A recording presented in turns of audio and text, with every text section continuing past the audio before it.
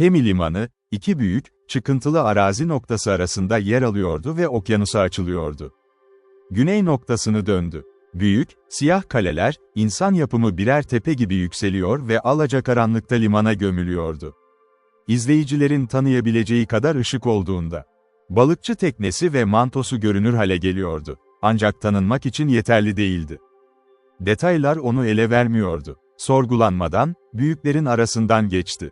Siyah savaş kadırgaları, demirlenmiş halde. Sessiz ve ışıksız duruyordu ve suyun kenarından yükselen, geniş taş merdivenler. İşte teknesini, taşa sabitlenmiş demir bir halka ile sabitledi. Sayısız benzer araç da yan yana gelmişti. Bir balıkçının teknesini orada bırakmasında şaşılacak bir şey yoktu. Böyle bir şeyi sadece bir balıkçı yapabilirdi ve birbirlerinden çalmıyorlardı. Kimse ona, uzun basamakları tırmanırken dönüp bakmadı. Sadece rahat bir bakış attı. O ise yukarıda, aralıklarla yanan meşalelerden göze çarpmadan kaçınarak, siyah suyun kıyıyı yalamasını izledi. Sıradan, eli boş bir balıkçı gibi görünüyordu. Kıyı boyunca sonuçsuz geçen bir günün ardından geri dönmüştü. Eğer biri onu yakından gözlemlemiş olsaydı, adımları bir balıkçı için biraz fazla esnek ve kendinden emin. Duruşu ise biraz fazla dik ve mağrur kalırdı. Ama hızla geçti, gölgelerde kaldı. Ve Stygia'nın sıradan halkı, daha az egzotik ırklardan olan sıradan insanlara kıyasla, analize daha fazla düşkün değildi. Yapı bakımından, Stygianların savaşçı kalıplarına çok benziyordu. Onlar uzun, kaslı bir ırkti. Güneşin kavurmasıyla bronzlaşmıştı, teni, neredeyse onlardan biri kadar koyu bir tondaydı. Siyah saçları, kare kesimliydi ve bakır bir bantla sınırlandırılmıştı. Bu da benzerliği artırıyordu. Onu ayıran özellikler, yürüyüşündeki ince fark, yabancı yüz hatları ve mavi gözleriydi. Ama örtüsü iyi bir kılık değiştirmeydi ve bunu gölgelerde tutuyordu, mümkün olduğunca. Bir yerli çok yakından geçtiğinde başını çeviriyordu. Ama bu umutsuz bir oyundu ve bu aldatmacanın uzun süre devam edemeyeceğini biliyordu. Kemi, Boryanların deniz limanları gibi değildi. Orada her ırkın türleri sürüler halinde bulunurdu. Buradaki tek uzaylılar, siyahi ve Shemite kölelerdi. Ve ikisi de, hatta bizzat Stygianların kendileri bile, yabancılardan hoşlanmazdı. Yabancılar, Stygia şehirlerinde hoş karşılanmazdı. Sadece elçi veya lisanslı tüccar olarak geldiklerinde tolere edilirlerdi. Ama yine de, sonuncuların bile gece karanlıkta karaya çıkmalarına izin verilmezdi. Ve şimdi, orada, limanda hiç Boryan gemisi yoktu.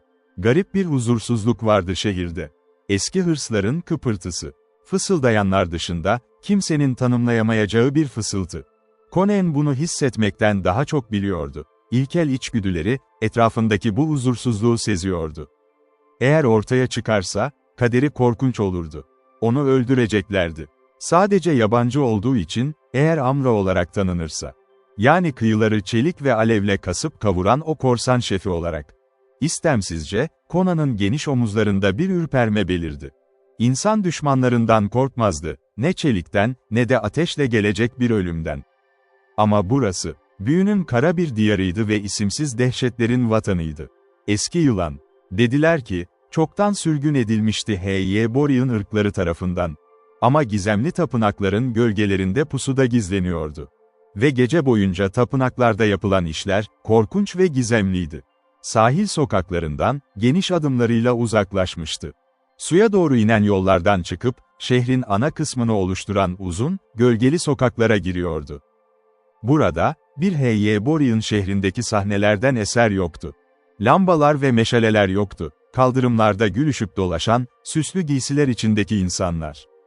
Ya da geniş dükkanlarda, tezgahlarda ürünlerini açıp sergileyen esnaflar yoktu. Burada tezgahlar, alacakaranlıkta kapanıyordu. Sokaklardaki tek ışıklar meşalelerdi. Geniş aralıklarla, dumanlı bir şekilde yanıyorlardı. Sokaklarda yürüyen insanlar nispeten azdı, aceleyle ve konuşmadan gidiyorlardı. Ve saatin geç olmasıyla birlikte sayıları iyice azaldı. Conan sahneyi kasvetli ve gerçek dışı buluyordu, halkın sessizliği, gizli aceleleri. Ve sokakların her iki tarafında yükselen büyük, siyah taş duvarlar. İşte Stygian mimarisinde baskın olan kasvet buydu, ağır ve baskıcı. Binaların üst kısımları dışında çok az ışık görünüyordu. Conan, insanların çoğunun düz çatılarda, yıldızların altında, yapay bahçelerin palmiyeleri arasında yattığını biliyordu. Garip bir fısıltı duyuldu bir yerden. Mistik bir müzik. Ara sıra bronz bir araba gürleyerek geçti taşların üzerinden. Kısa bir anlığına, uzun ve şahin yüzlü bir soylu göründü. İpek pelerinlere sarılmıştı ve siyah yelesini kapatan, altın bir banttan yılan başlı amblem taşıyordu. Yanındaki abanoz tenli, çıplak arabacı ise, düğümlü bacaklarını, vahşi Stygeon atlarının gerginliğine karşı sıkıca tutuyordu. Ama yine de sokaklarda yürüyerek dolaşan insanlar sıradan insanlardı. Köleler, esnaflar, emekçiler ve o ilerledikçe sayıları iyice azaldı. Set'in tapınağına doğru ilerliyordu, orada aradığı rahibi bulma ihtimali yüksekti. Onu görürse tanıyacağına inanıyordu. Tutotmiz'i.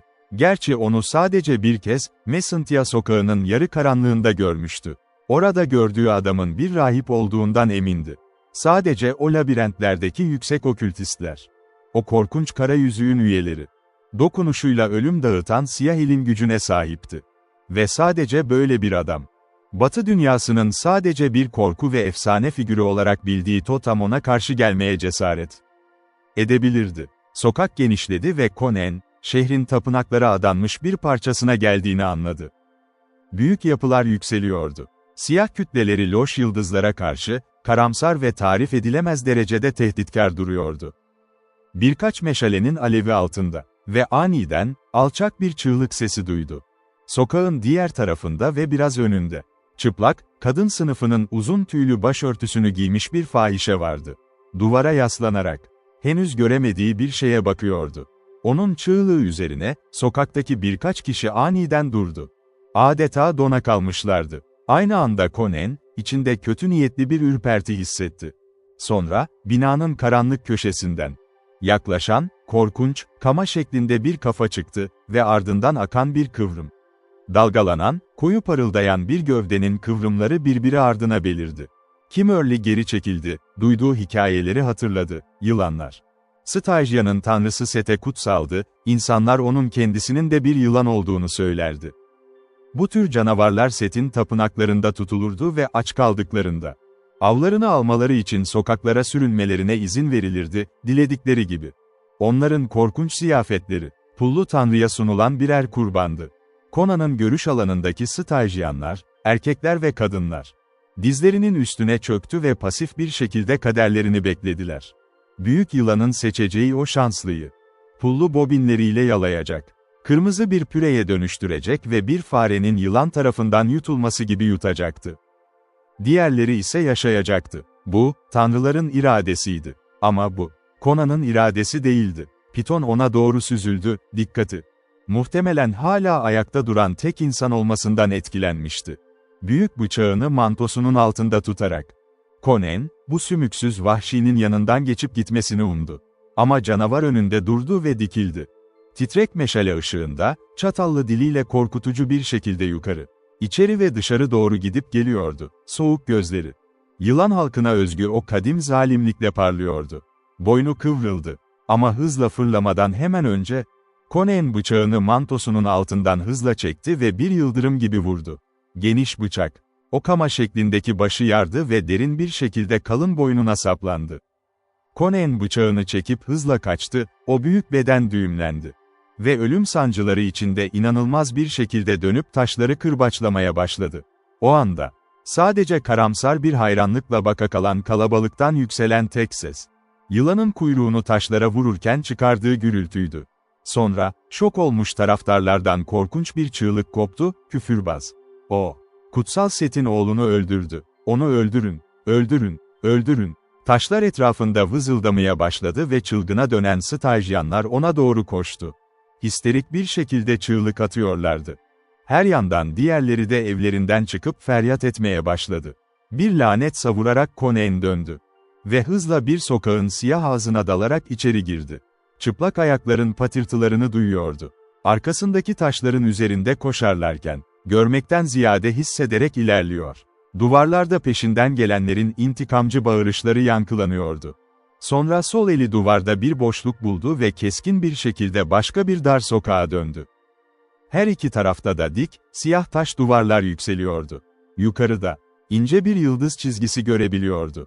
Bu dev duvarların, tapınakların duvarları olduğunu biliyordu. Arkasından, sürünün karanlık sokağın ağzından hızla geçtiğini duydu, tam bir feryat figan içinde.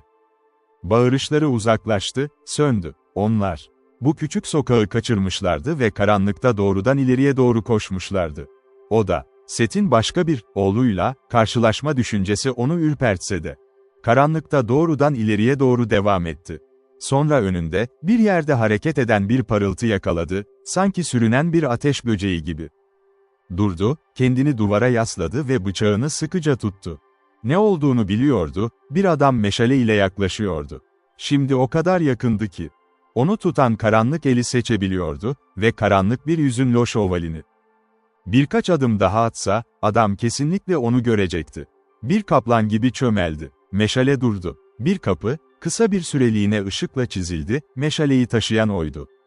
Sonra kapı açıldı, uzun figür içeride kayboldu ve karanlık, ara sokakta tekrar kapandı. Kötü niyetli bir gizem vardı o karanlıkta. Ara sokak kapısından girerken, belki de karanlık bir görevden dönen bir rahipti bu. Ama Conan kapıya doğru uzandı, dokundu. Eğer bir adam o sokağa meşaleyle geldiyse, diğerleri de her an gelebilirdi. Geldiği yoldan geri çekilmek ise, kaçtığı kalabalığın tam anlamıyla kucağına koşmak anlamına gelirdi. Her halükarda geri dönecekler. Bu dar sokağı bulup uluyarak aşağı ineceklerdi. O dik, tırmanılamaz duvarlarla çevrildiğini hissediyordu. Kaçmak, bilinmeyen bir binayı işgal etmek anlamına gelse bile bunu yapmalıydı. Ağır bronz kapı kilitli değildi. Parmaklarının altında açıldı ve o çatlaktan içeri baktı. Büyük, kare bir odaya bakıyordu. Devasa, siyah taşlardan yapılmış bir oda. Duvardaki bir nişte bir meşale yanıyordu. Oda boştu. Lake kapıdan süzüldü ve arkasından kapattı. Sandaletli ayakları, siyah mermer zeminde hiç ses çıkarmadı. Tik ağacından bir kapı kısmen açıktı, elinde bıçakla bu kapıdan süzülerek geçerken. Büyük, loş ve gölgeli bir alana çıktı. Yüksek tavanında sadece karanlığın loş bir izi vardı. Siyah duvarlar ona doğru, yukarıya doğru yayılıyordu. Her taraftan siyah, kemerli kapılar. Büyük bir salona açılıyordu. İlginç bronz lambalar, etrafa garip bir ışık yayıyordu. Büyük salonun diğer tarafında, geniş, siyah mermer bir merdiven vardı. Bir korkulukla yukarı doğru uzanıyor, kendini karamsarlığın içinde kaybediyordu. Ve her iki yanda, siyah taş çıkıntılar gibi sarkan loş galeriler yer alıyordu. Conan ürperdi. Bir Stygian tanrısının tapınağındaydı. Set'in kendisi olmasa bile, neredeyse ondan daha az karamsar olmayan birinin tapınağı. Ve tapınağın bir sakini de eksik değildi. Büyük salonun ortasında, siyah taştan bir sunak duruyordu. Devasa, kasvetli, oyma veya süslemesiz bir sunak. Ve üzerinde, büyük kutsal yılanlardan biri. Lamba ışığında yanar döner pullarıyla parıldıyordu. Hareket etmiyordu ve Conan, rahiplerin bu yaratıkları zaman zaman uyuşturduğuna dair hikayeleri hatırladı. Kimmerly kapıdan belirsiz bir adım attı. Sonra aniden geri çekildi, az önce çıktığı odaya değil, kadife perdeli bir girintiye saklandı. Yakınlarda bir yerde, yumuşak bir ayak sesi duymuştu. Siyah kemerlerin birinden, sandaletli, uzun ve güçlü bir figür çıktı. Omuzlarından geniş bir örtü uzanan, ipek peştemalli bir adam. Ama yüzü ve kafası, canavarca bir maske ile gizlenmişti, yarı hayvan, yarı insan yüzlü bir maske. Zirvesinden süzülen bir kütle deve kuşu tüyü vardı. Bazı törenlerde Stygian rahipleri böyle maskeler takarlardı. Conan, bu adamın onu bulmamasını umuyordu. Ama bir içgüdü Stygian'ı uyardı. Hedefinden aniden döndü, ki bu görünüşe göre merdivendi. Ve doğrudan o girintiye doğru adım attı. Perdeyi çekerken, gölgelerden fırlayan bir el, boğazındaki çığlığı ezdi ve onu başından tutarak nişe doğru çekti. Bıçak onu saplamıştı. Conan'ın bir sonraki hamlesi, mantığın fısıldadığı bariz bir hamleydi. O tüylü maskeyi kendi yüzüne geçirdi. Balıkçı mantosunu rahibin cesedinin üzerine attı. Onu perdelerin arkasına sakladı ve rahibin örtüsünü kendi kaslı omuzlarına çekti. Kader ona mükemmel bir kılık değiştirme fırsatı sunmuştu. Şimdi Kemi'de aranan tek kişi. Muhtemelen kutsal bir yılana karşı kendini savunmaya cesaret eden o küfürbazdı, ama kim? Onu bir rahip maskesi altında aramayı hayal edebilirdi ki? Cesurca nişten çıktı ve kemerli kapılardan birine doğru rastgele yürüdü. Ama yönünü döndüğünde, henüz bir düzine adım bile atmamıştı ki. Tüm duyuları yeniden tehlikeye karşı alarma geçti. Maskeli figürlerden oluşan bir grup, merdivenlerden iniyordu, tam da onun üzerindeki kıyafetlerle. Tereddüt etti, açık alanda yakalanmıştı ve hareketsiz durdu. Kılık değiştirmesine güveniyordu. Ama alnında ve sırtında soğuk ter damlaları birikmeye başlamıştı. Hiçbir şey söylenmedi. Hayaletler gibi büyük salonu indiler ve onun yanından geçerek siyah bir kemere doğru ilerlediler. Liderlerinin elinde, beyaz bir kafatasını taşıyan siyah bir asa vardı ve Conan bunun bir yabancı için açıklanamaz olan ritüel geçitlerden biri olduğunu biliyordu. Ama bu geçitler, Stygia dininde güçlü ve çoğu zaman uğursuz bir rol oynardı. Son figür, başını hafifçe o hareketsiz duran Kimörlü'ye çevirdi. Sanki onun da peşinden gelmesini bekliyordu. Kendisinden bekleneni yapmamak, anında şüphe uyandıracaktı. Conan, son adamın arkasına geçti. Ve yürüyüşünü onların ölçülü tempolarına uydurdu. Uzun, karanlık, kemerli bir koridordan geçtiler. Ve Conan fark etti ki, o asadaki kafatası fosforlu bir şekilde parlıyordu. İçinde, mantıksız, vahşi bir hayvan paniği yükseldi, bu tuhaf figürlere bıçakla saldırıp, sağa sola vurarak. Bu karanlık, tekinsiz tapınaktan deli gibi kaçma dürtüsünü zorla bastırdı. Kendini kontrol etti. Zihninin derinliklerinden yükselen o loş, canavarca sezgilerle savaştı, karanlık. Korkunç ve gölgeli şekillerle doluydu. Ve nihayet, bir adamın 3 katı yüksekliğinde olan, büyük, çift kanatlı bir kapıdan dışarı çıkıp yıldız ışığını gördüğünde, derin bir rahatlama nefesi aldı. Conan, karanlık bir ara sokağa kayıp kaçmaya cesaret edip edemeyeceğini düşündü. Ama tereddüt etti, kararsızdı. Ve uzun, karanlık sokakta sessizce yürümeye devam ettiler. Karşılaştıkları insanlar, başlarını çevirip onlardan kaçıyorlardı. Alay, duvarlardan uzak durarak ilerliyordu, dönmek ve geçtikleri ara sokaklardan birine sığınmak. Çok dikkat çekerdi. İçten içe lanet okuyarak öfkelenirken. Güney duvarındaki alçak, kemerli bir kapıya geldiler ve bu yolla sırayla içeri süzüldüler. Önlerinde ve etraflarında, alçak, düz çamur evler ve yıldız ışığı altında gölgelenen bir palmiye korusu vardı. Şimdi, diye düşündü Conan, bu sessiz yoldaşlardan kaçma zamanı gelmişti. Ama kapı geride kaldığı anda, o yoldaşlar artık sessiz değildi. Heyecanla kendi aralarında mırıldanmaya başladılar. O ölçülü, ritüel yürüyüş terk edilmişti. Kafatası olan asa, liderin kolunun altına sertçe sıkıştırıldı. Ve tüm grup dağılarak sıralar halinde, aceleyle ilerlemeye başladı. Ve Conan da onlarla birlikte acele etti. Çünkü o alçak konuşma mırıltılarının arasından, onu anında harekete geçiren bir kelimeyi yakalamıştı. Conan, maskeli arkadaşlarına, alev dolu bir ilgiyle baktı. Onlardan biri Tutotmuz miydi? Yoksa grubun varış noktası, aradığı adamla bir buluşma yeri miydi? Gölgeli gökyüzünün altında, avuç içlerinin ötesinde siyah ve üçgen bir kütle gördüğünde, o varış noktasının ne olduğunu artık biliyordu. Kulübeler ve koruluklar kuşağından geçtiler. Eğer birileri onları gördüyse bile, kendini göstermemeye dikkat etti. Kulübeler karanlıktı. Arkalarında, Kemi'nin siyah kuleleri. Limanın sularında aynalanan yıldızların karşısında, kasvetli bir şekilde yükseliyordu. Önlerinde ise loş bir karanlığa bürünen çöl uzanıyordu. Bir yerde, bir çakal havladı. Sessiz acemilerin hızlı geçen sandaletleri, kumda hiç ses çıkarmıyordu. Belki de onlar, karanlıktan yükselen o devasa piramide doğru ilerleyen çöl hayaletleriydi. Tüm uyuyan alanda, en ufak bir ses bile yoktu. Conan'ın kalbi daha hızlı attı. Yıldızlara kazınmış gibi duran o kasvetli, siyah kamaya bakarken, sabırsızlığına ve bu toplantının ne anlama geldiğine dair hissettiği çatışmaya rağmen, bilinmeyenle ilgili bir korku, Tutotmes'te bile yoktu. Hiçbir insan, o kasvetli ve siyah taş yığınlarına endişe duymadan yaklaşamazdı. Kuzey ulusları arasında bu adın kendisi bile, itici bir dehşetin sembolüydü. Efsanelere göre, Stygianlar inşa etmemişti onları. Koyu tenli halkın büyük nehire geldiği, o ölçülemez derecede eski tarihten beri bu topraklardaydılar. Piramide yaklaştıklarında, tabanın yanında loş bir ışık gördüler. Kısa süre sonra, her iki yanında kadın başlı, karamsar taş aslanların durduğu bir kapı açıldı.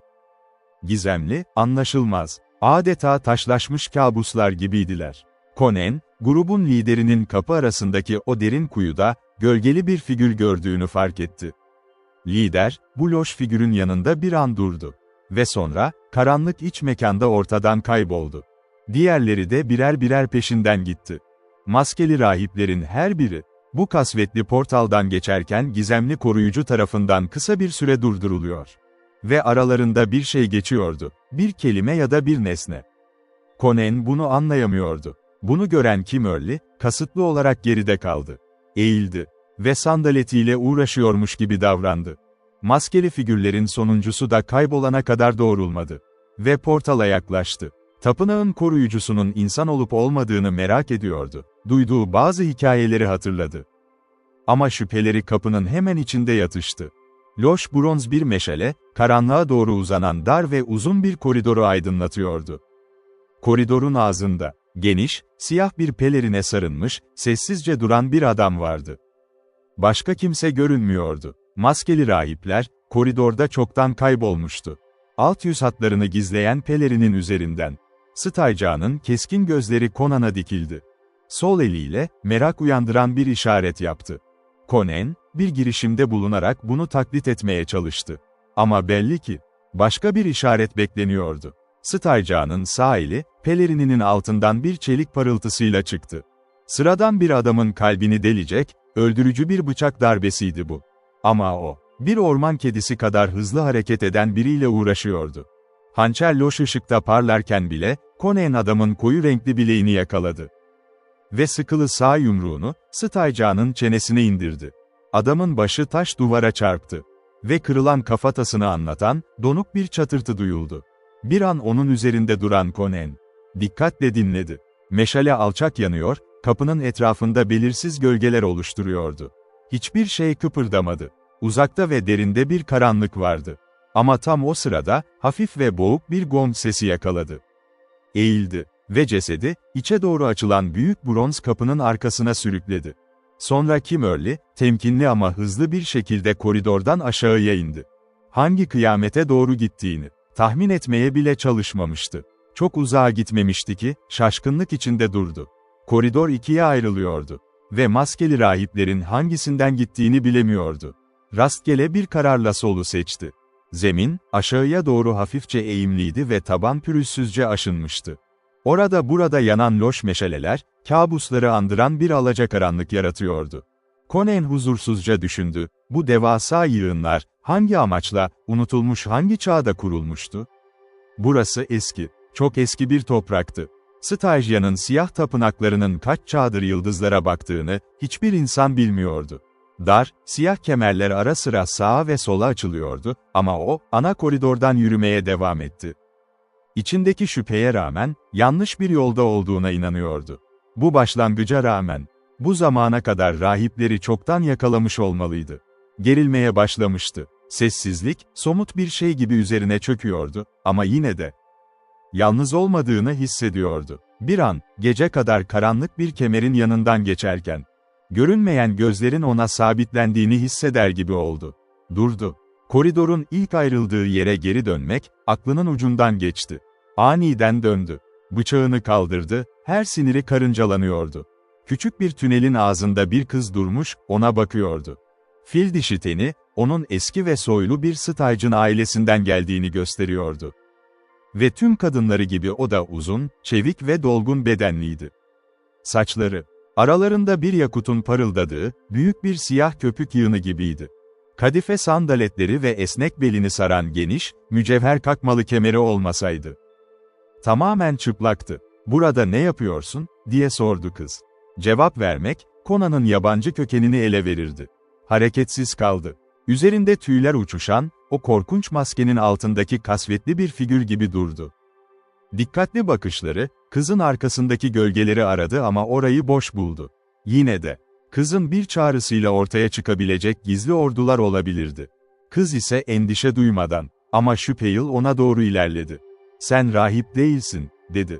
"Sen bir dövüşçüsün. Üstelik üzerindeki basit bir maske. Seninle o rahipler arasında, bir erkekle kadın arasındaki kadar büyük bir fark var. Konuş," diye haykırdı. Aniden durdu, gözleri büyümüştü. Hatta, senin bir stajın olduğuna bile inanmıyorum. Gözün takip edemeyeceği kadar hızlı bir hareketle. Conan'ın eli kızın yuvarlak boğazında kapandı, hafifçe okşar gibi ama ölümcül bir sıkılıkla. Tek bir ses bile çıkarma, diye mırıldandı. Kızın pürüzsüz fil dişi teni, mermer kadar soğuktu. Ama içinde korku yoktu. Geniş, koyu ve harika gözleriyle onu süzüyordu. Korkma, diye sakin bir şekilde yanıtladı kız. Sana ihanet etmeyeceğim, ama sen, buraya gelmekle delilik etmişsin yabancı. Bu yasak tapınağa hazır mısın? Rahip Tutotmiz'i arıyorum, diye yanıtladı Conan. Bu tapınakta mı? Neden onu arıyorsun, diyerek soruyu savuşturdu kız. Benden çalınan bir şey var. Seni ona götüreceğim, dedi kız. O kadar hızlı söylemişti ki, Conan'ın şüpheleri anında uyandı. Benimle oynama kızım, diye hırladı Kimörlü. Seninle oynamıyorum. Tutotmes'e karşı hiçbir sevgim yok. Conan tereddüt etti. Sonra kararını verdi. Sonuçta, kızın kaderi de şu an kendisinin elindeydi. Yanımda yürü, diye emretti. Elini boğazından çekip bileğini kavrayarak. Ama dikkatli yürü. Şüpheli bir hamle yaparsan. Kız onu eğimli koridordan aşağıya, daha da aşağıya götürdü. Artık meşaleler yoktu. Karanlıkta, adeta el yordamıyla yürüyorlardı. Görüş açısı kaybolmuştu, yanındaki kadını gözleriyle değil, hisleriyle fark ediyordu. Bir ara başını ona çevirdi. Ve karanlıkta, kızın gözlerinin tıpkı altın bir ateş gibi parladığını görünce şaşırdı. Zihnini kurkalayan belirsiz ve canavarca şüphelerle onu takip etti. Siyah koridorlardan oluşan bu labirent, Conan'ın o ilkel yön duygusunu bile karıştırmıştı.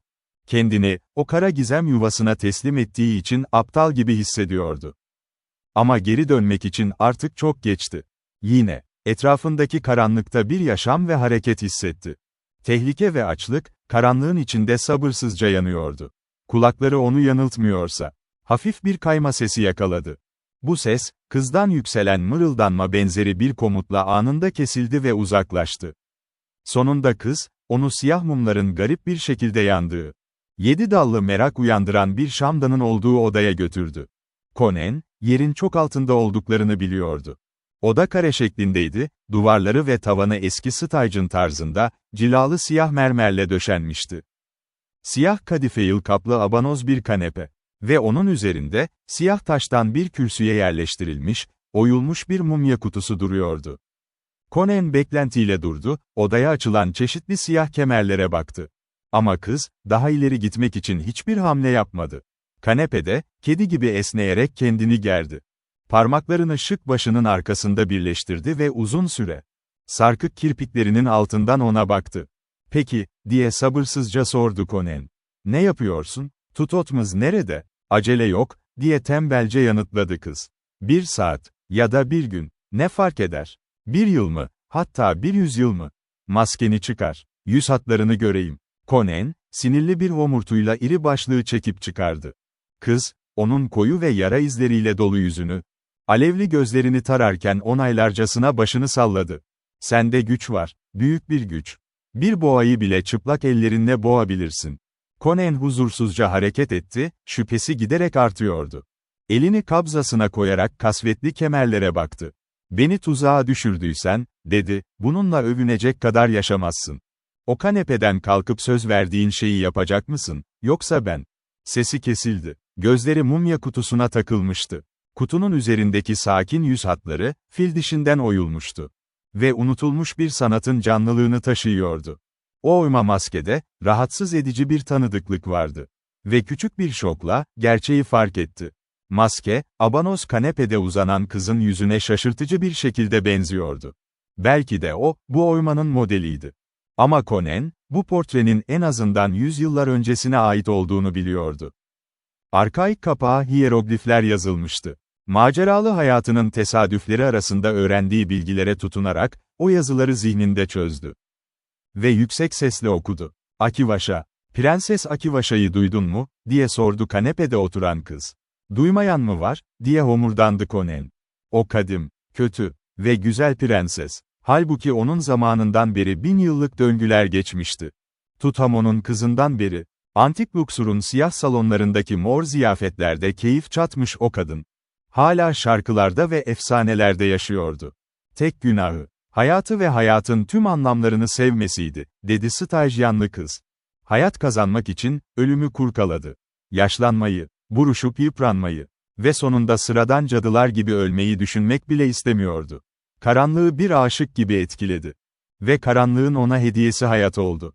Ölümlülerin bildiği gibi olmayan, asla yaşlanıp solmayan bir hayat. Yaşı ve ölümü kandırmak için gölgelere gitti. Conan'ın gözleri, aniden yanan iki yarığa dönüştü. Ve lahdin kapağını hızla kopardı. İçi boştu. Arkasında, kız gülüyordu, bu ses, Conan'ın damarlarındaki kanı dondurdu. Hızla ona döndü, boynundaki kısa tüyler diken diken olmuştu. "Sen, Akivaşa'sın," diye fısıldadı.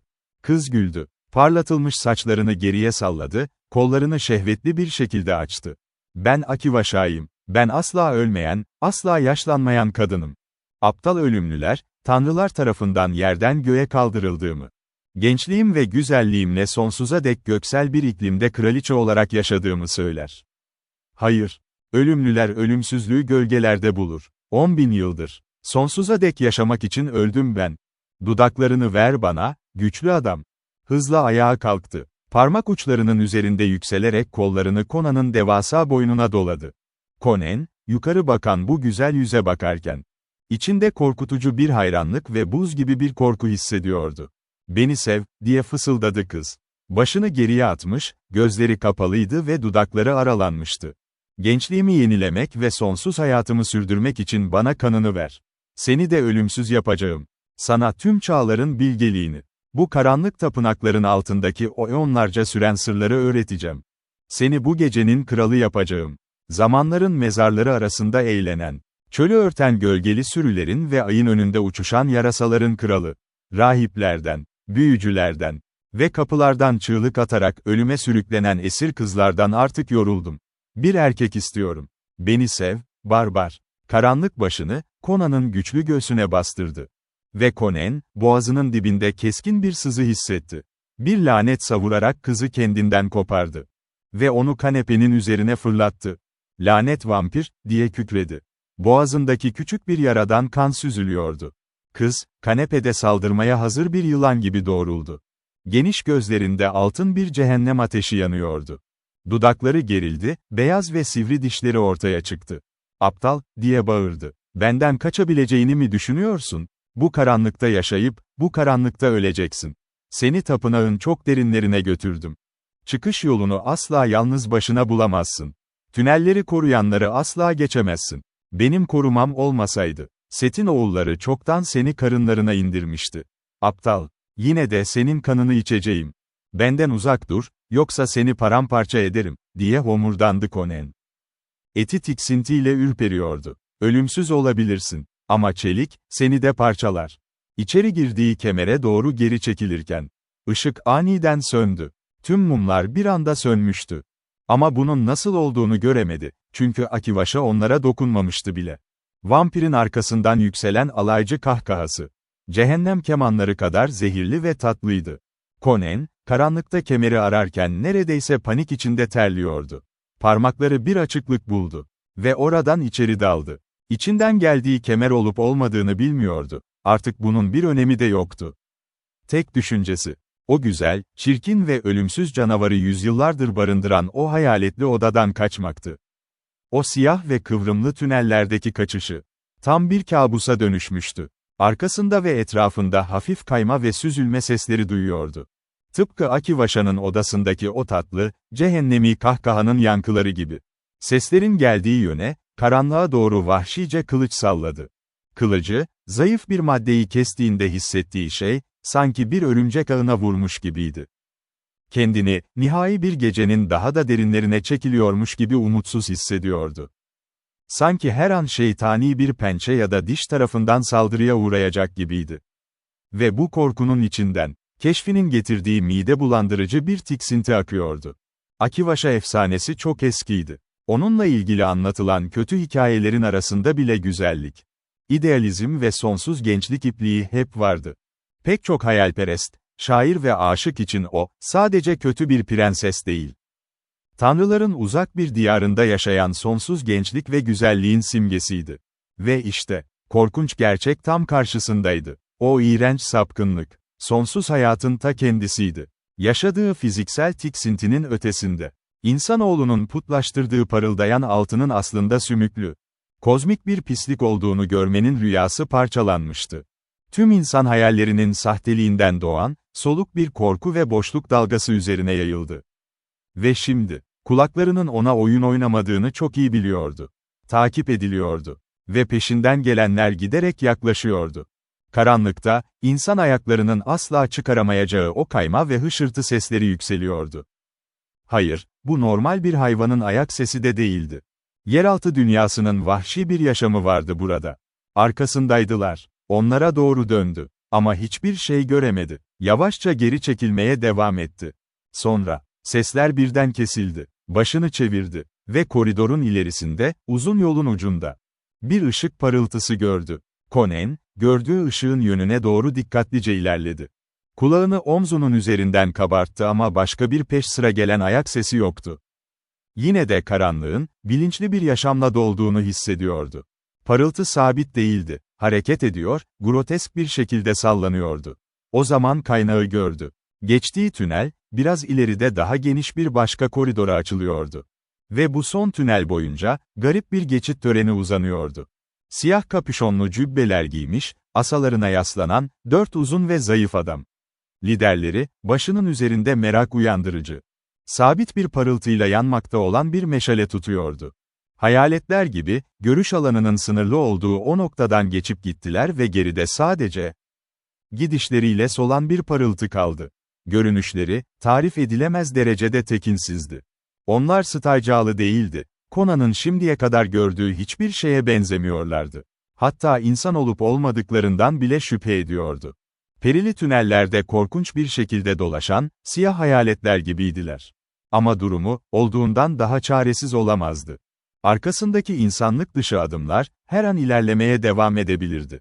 Uzaktaki aydınlatma sönmek üzereyken, Conan koridorda koşmaya başladı. Diğer tünele daldı ve çok aşağıda, kısa bir mesafede, parlayan bir kürenin içinde hareket eden o garip geçit törenini gördü. Sessizce peşlerinden süzüldü.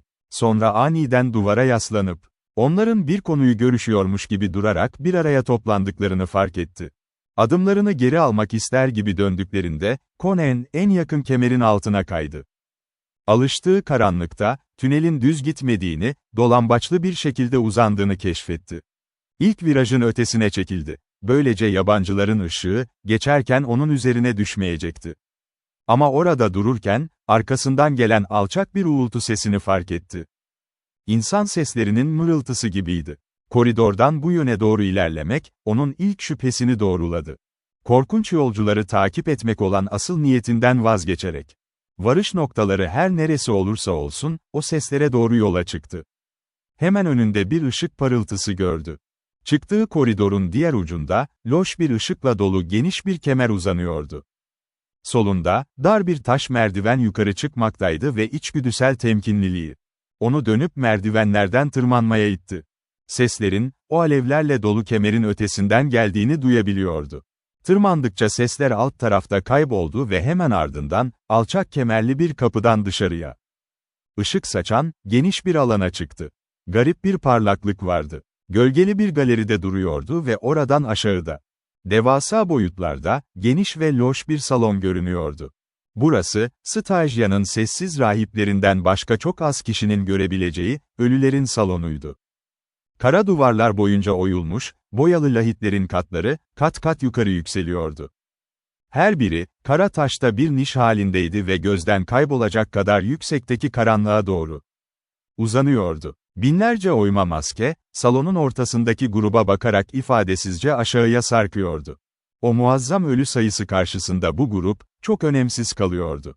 Bu gruptan 10 kişi rahipti ve kendi maskelerini çıkarmışlardı. Conan, bunların piramitte kendisine eşlik eden rahipler olduğunu anladı. Siyah bir sunağın yanında, uzun boylu, şahin yüzlü bir adamın önünde duruyorlardı. Sunağın üzerinde, çürüyen sargılar içinde bir mumya yatmaktaydı. Ve sunak, canlı bir ateşin kalbinde duruyor gibiydi. Titreyen, parıldayan ve etrafındaki siyah taşlara damlayan altın alev parçalarıyla ürperen bir ateş. Sunağın üzerinde duran büyük, kırmızı bir mücevherden parlak bir ışık yayıldı. Bu yansımada rahiplerin yüzleri, kül gibi ve adeta bir ceset gibi görünüyordu. Baktığı o anda Conan, tüm o yorucu mesafelerin, uzun yolculuğunun yorgun gecelerinin ve günlerinin baskısını hissetti. Ve o sessiz rahiplerin arasına dalma. Çıplak çeliğin güçlü darbeleriyle yolunu açma ve o kırmızı mücevheri tutku dolu parmaklarıyla kavrama isteğiyle titredi. Ama kendisini demir gibi tuttu ve taş korkuluğun gölgesine çömeldi. Bir bakışıyla, galeriden koridora inen bir merdiven olduğunu gördü. Duvara sarılmış ve gölgeler arasında yarı yarıya gizlenmişti. Geniş mekanın loşluğuna baktı, başka rahipler ya da dindarlar aradı. Ama sadece sunağın etrafındaki grubu görebiliyordu. O büyük boşlukta, sunağın yanındaki adamın sesi duyuldu. Boş ve hayaletimsiydi. Ve böylece haber güneye yayıldı. Gece rüzgarı fısıldadı. Kuzgunlar uçarken boğuk bir ses çıkardı. Kasvetli yarasalar baykuşlara anlattı ve kalıntılarda pusuda bekleyen kötü, uğursuz yılanlar.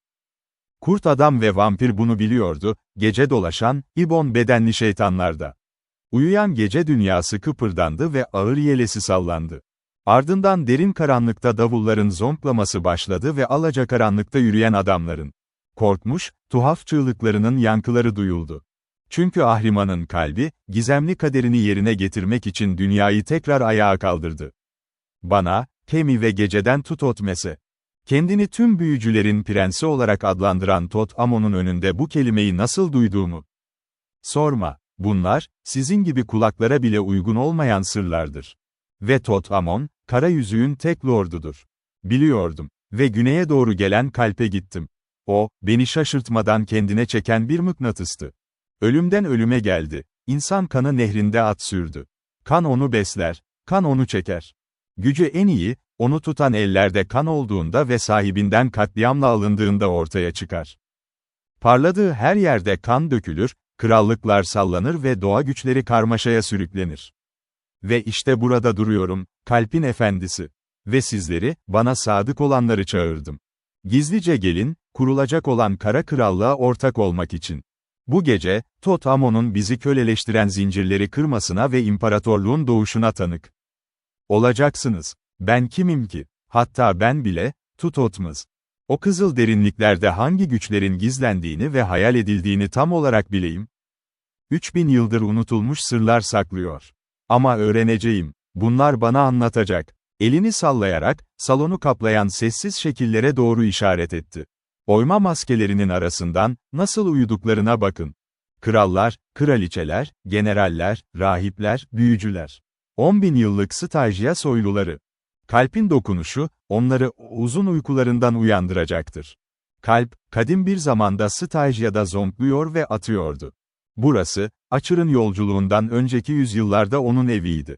Kadimler onun tam gücünü biliyordu. Ve bu büyü onları hayata döndürüp benim için çalışmalarını sağladığında, bunu bana anlatacaklar. Onları uyandıracağım. Uyandıracağım ve unutulmuş bilgeliklerini öğreneceğim. O solmuş kafataslarında kilitli kalmış bilgiyi. Ölülerin evrenine dayanarak, yaşayanları köleleştireceğiz.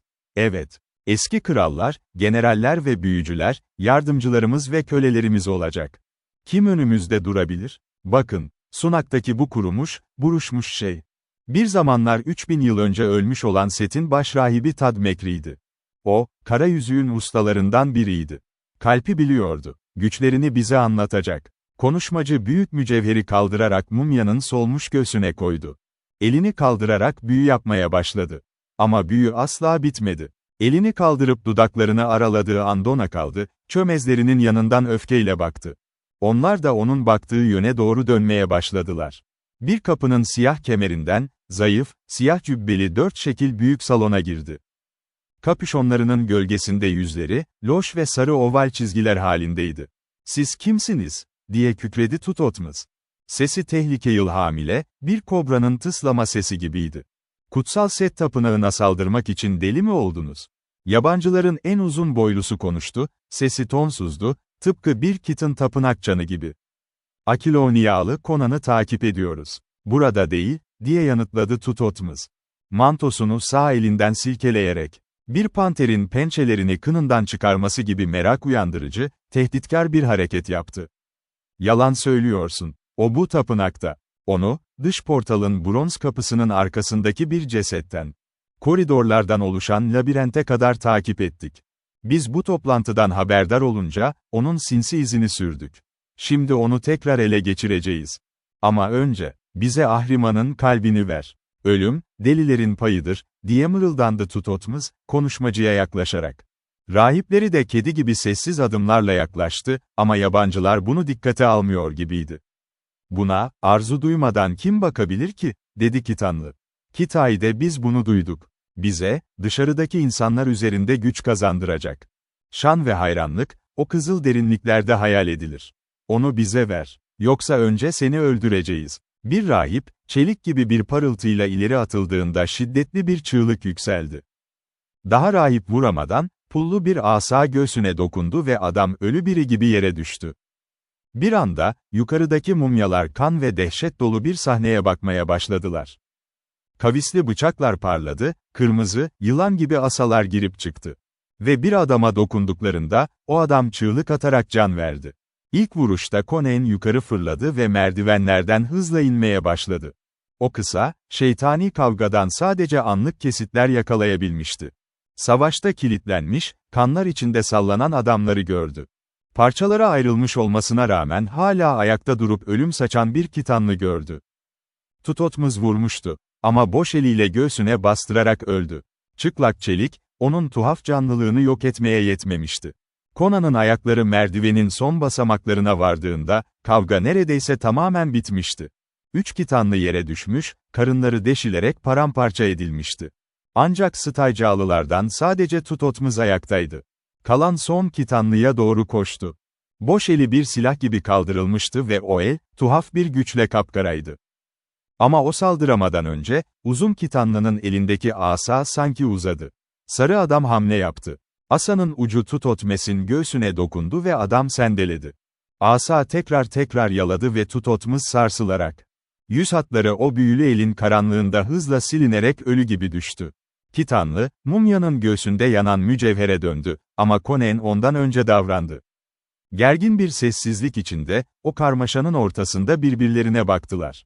Oyma mumyalar üzerlerine bakıyordu. "Sizi çok takip ettim, ey Akilonya kralı," dedi Kitanlı sakin bir şekilde. "Uzun nehir boyunca, dağların üzerinden, Poytun ve Zingara'dan geçerek, Argos tepelerinden kıyı boyunca aşağıya doğru ilerledim. İzinizi Tarantia'dan almak kolay olmadı, çünkü Asura rahipleri kurnazdır. Zingara'da kaybettik ama kaskınızı, orman avlularıyla savaştığınız sınır tepelerindeki ormanda bulduk. Bu gece, bu labirentler arasında neredeyse izi kaybediyorduk." Conan, vampirin odasına kendisinin yönlendirildiği yoldan farklı bir yoldan girmişti. Yoksa bu sarı şeytanlarla tam anlamıyla çarpışacaktı. Onları uzaktan görmüş, kendilerine özgü tuhaf bir yetenekle. Tıpkı kan tazıları gibi onun insan kokusunu aldıklarını fark etmişti. Kitanlı, sanki aklını okuyormuş gibi hafifçe başını salladı. "Bu anlamsız, uzun yol burada sona eriyor. Neden beni rahatsız ettin?" diye sordu Conan, hızlı bir hamleyle yönelmek üzere hazır bekleyerek. "Ödenmesi gereken bir borçtu," diye yanıtladı Kitanlı. "Şimdi ölecek olan sana karşı bu bilgiyi gizlemeyeceğim. Biz, Akilonya kralı Valerius'un vasallarıydık. Uzun süre ona hizmet ettik ama şimdi o hizmetten özgürüz. Kardeşlerim ölümleriyle, ben ise bu yükümlülüğün yerine getirilmesiyle. Akilonya'ya 2 kalple döneceğim, kendim için Ahriman'ın kalbi, Valerius için ise Conan'ın kalbi. Yaşayan ölüm ağacından kesilmiş bir asanın öpücüğüyle. Asa bir engerek gibi yaladı, ama Conan'ın savurduğu bıçak daha hızlıydı. Asa kıvranarak 2'ye bölündü. Keskin çeliğin şimşek gibi bir kez daha titremesiyle, Kitanlı'nın başı yere yuvarlandı. Conan döndü ve elini mücevhere uzattı. Sonra birden irkildi, saçları diken diken oldu, kanı buz gibi dondu. Artık sunak üzerinde solmuş, kahverengi bir şey yatmıyordu. Mücevher, çürüyen bandajların arasında, çıplak ve yaşayan bir adamın dolgun kavisli göğsünde parıldıyordu. Yaşıyor muydu? Conan karar veremedi. Gözler, altında insan dışı, kasvetli ateşler parlayan karanlık, bulanık bir cam gibiydi. Adam yavaşça ayağa kalktı, mücevheri eline aldı. Sunağın yanında, esmer, çıplak ve oyma bir figür gibi yükseliyordu. Sessizce elini Conan'a doğru uzattı, mücevher, elinin içinde canlı bir kalp gibi zonkluyordu. Conan, ölülerin elinden hediyeler alırken hissedilen o ürkütücü duyguyla onu aldı. Bir şekilde, doğru büyülerin tam yapılmadığını, büyünün yarım kaldığını ve hayatın cesede tamamen geri dönmediğini fark etmişti. "Sen kimsin?" diye sordu Kimörlü. Cevap, yeraltı mağaralarındaki sarkıtlardan damlayan su damlaları gibi tonsuz, monoton bir sesle geldi. "Ben Tad Mekri'ydim, ben öldüm. Peki, beni bu lanet tapınaktan çıkarır mısın?" diye sordu Conan, eti ürpererek. Ölçülü, mekanik adımlarla ölü adam siyah bir kemere doğru ilerledi. Conan onu takip etti. Bir kez daha geriye baktığında, lahitlerle dolu o gölgeli ve geniş salonu, sunağın etrafına yayılmış ölüleri ve öldürdüğü Kitanlı'nın süpüren gölgelerin altında görmeden, yukarı bakan başını gördü. Mücevherin ışığı, büyülenmiş bir lamba gibi siyah tünelleri aydınlatıyor. Altın bir ateş damlatıyordu. Bir keresinde Conan, gölgelerin arasında fil dişi bir ten gördü. Akivaş'a olan vampirin, mücevherin parıltısından kaçarak küçüldüğüne inandı. Ve onunla birlikte, diğer daha az insansı şekiller de karanlığa doğru sürüklendi. Ölü adam, ne sağa ne sola bakarak doğrudan yürüdü, temposu, bir kıyamet serserisi kadar değişmezdi. Conan'ın bedeninden soğuk terler boşaldı. Soğuk şüpheler onu sardı. Geçmişten çıkıp gelen bu korkunç figürün onu özgürlüğe götürdüğünü nasıl bilebilirdi? Ama biliyordu ki, kendi başına bırakılsaydı bu büyülenmiş labirenti, koridorları ve tünelleri asla çözemezdi. Önlerinde ve arkalarında, kalbin kör edici ışığından korkan dehşet ve delilik dolu şekillerin gizlendiği karanlıkta. O korkunç rehberi takip etti. Sonunda bronz kapı önlerindeydi. Conan, çölde esen gece rüzgarını hissetti. Yıldızları ve üzerinden piramidin büyük siyah gölgesinin aktığı o yıldızlı çölü gördü. Tad Mekri sessizce çöle işaret etti, sonra döndü ve sessizce karanlığın içine geri yürüdü. Conan, o sessiz figürün arkasından baktı. Sessiz, amansız ayaklarla karanlığa, bilinen ve kaçınılmaz bir felakete ya da sonsuz uykusuna geri dönüyordu. Kimörlü küfrederek kapıdan fırladı ve sanki iblisler tarafından kovalanıyormuş gibi çöle doğru koştu. Ne arkasındaki piramide baktı ne de kumların üzerinde loş bir şekilde yükselen Kemi'nin siyah kulelerine, güneye, kıyıya doğru ilerledi. Kontrol edilemez bir panikle koşan bir adam gibiydi. Bu şiddetli çaba, beynini o siyah örümcek ağlarından kurtardı. Temiz çöl rüzgarı, kabusları ve tiksintiyi ruhundan uçurdu. Çöl, yerini bataklık bir karmaşaya bırakmadan önce bu kaçış, vahşi bir coşku dalgasına dönüştü. Sonunda önünde uzanan kara suyu ve demir atmış olan Venturer'ı gördü. Çalılıkların arasından fırlayarak bataklığa daldı. Köpek balıklarına ya da timsahlara aldırmadan derin suya kafa atarak yüzdü.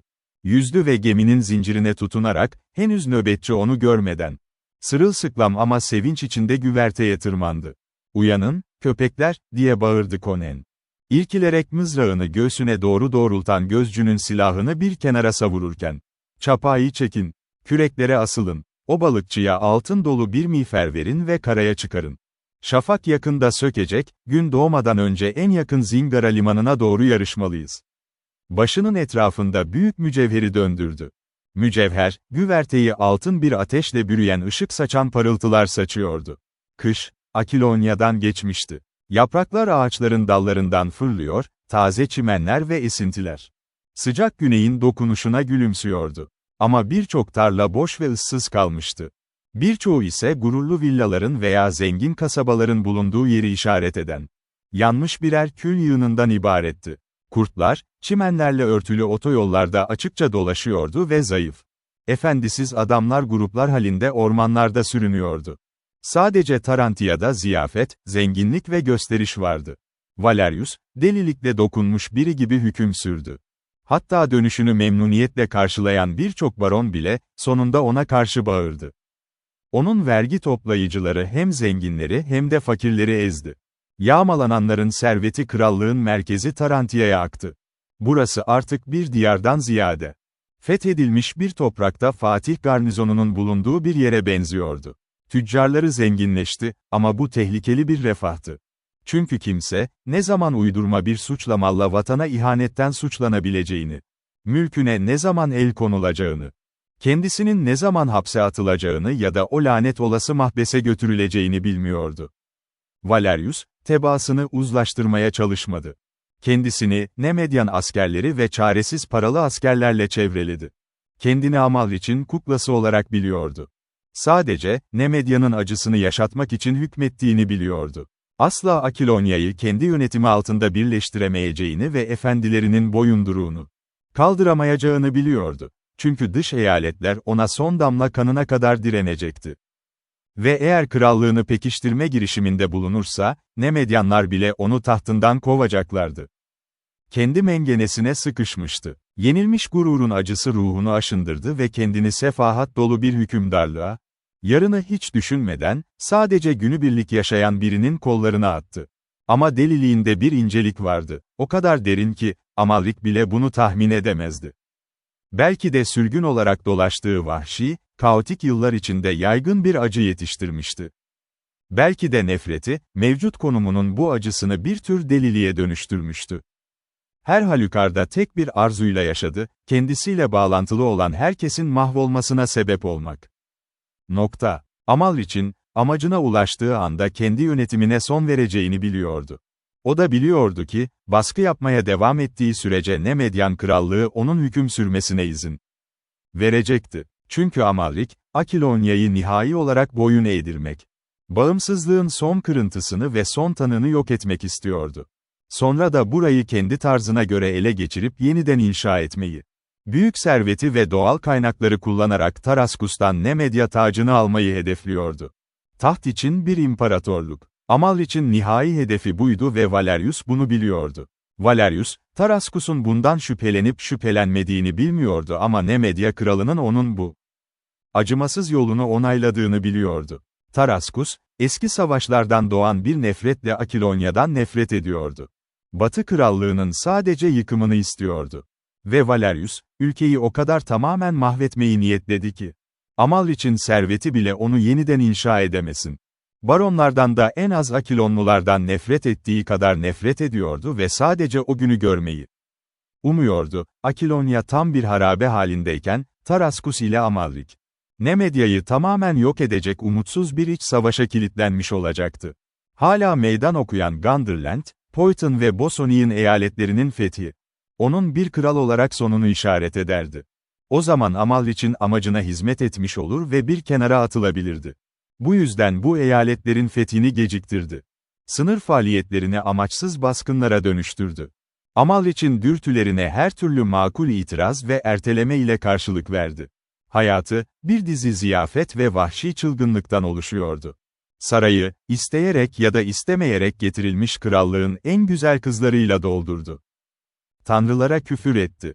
Başında altın taç, üzerinde kraliyet mor cübbesi, döktüğü şarapların arasında. Ziyafet salonunun zemininde sarhoş halde yayıldı. Kan hırsıyla dar ağaçlarını süsledi, pazar meydanı sallanan cesetlerle doluydu. Nemedyan süvarilerini yağmalama ve yakma amacıyla, toprak boyunca gök gürültüsü gibi gönderdi. Deliliğe sürüklenen topraklar, sürekli bir çılgınlık ve bastırılmış isyan kargaşası içindeydi.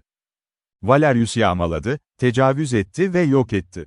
Ta ki Amalric bile itiraz edip krallığı onarılmayacak şekilde tüketeceği konusunda onu uyarana kadar. Bunun, Valerius'un asıl kararlılığı olduğunu bilmeden.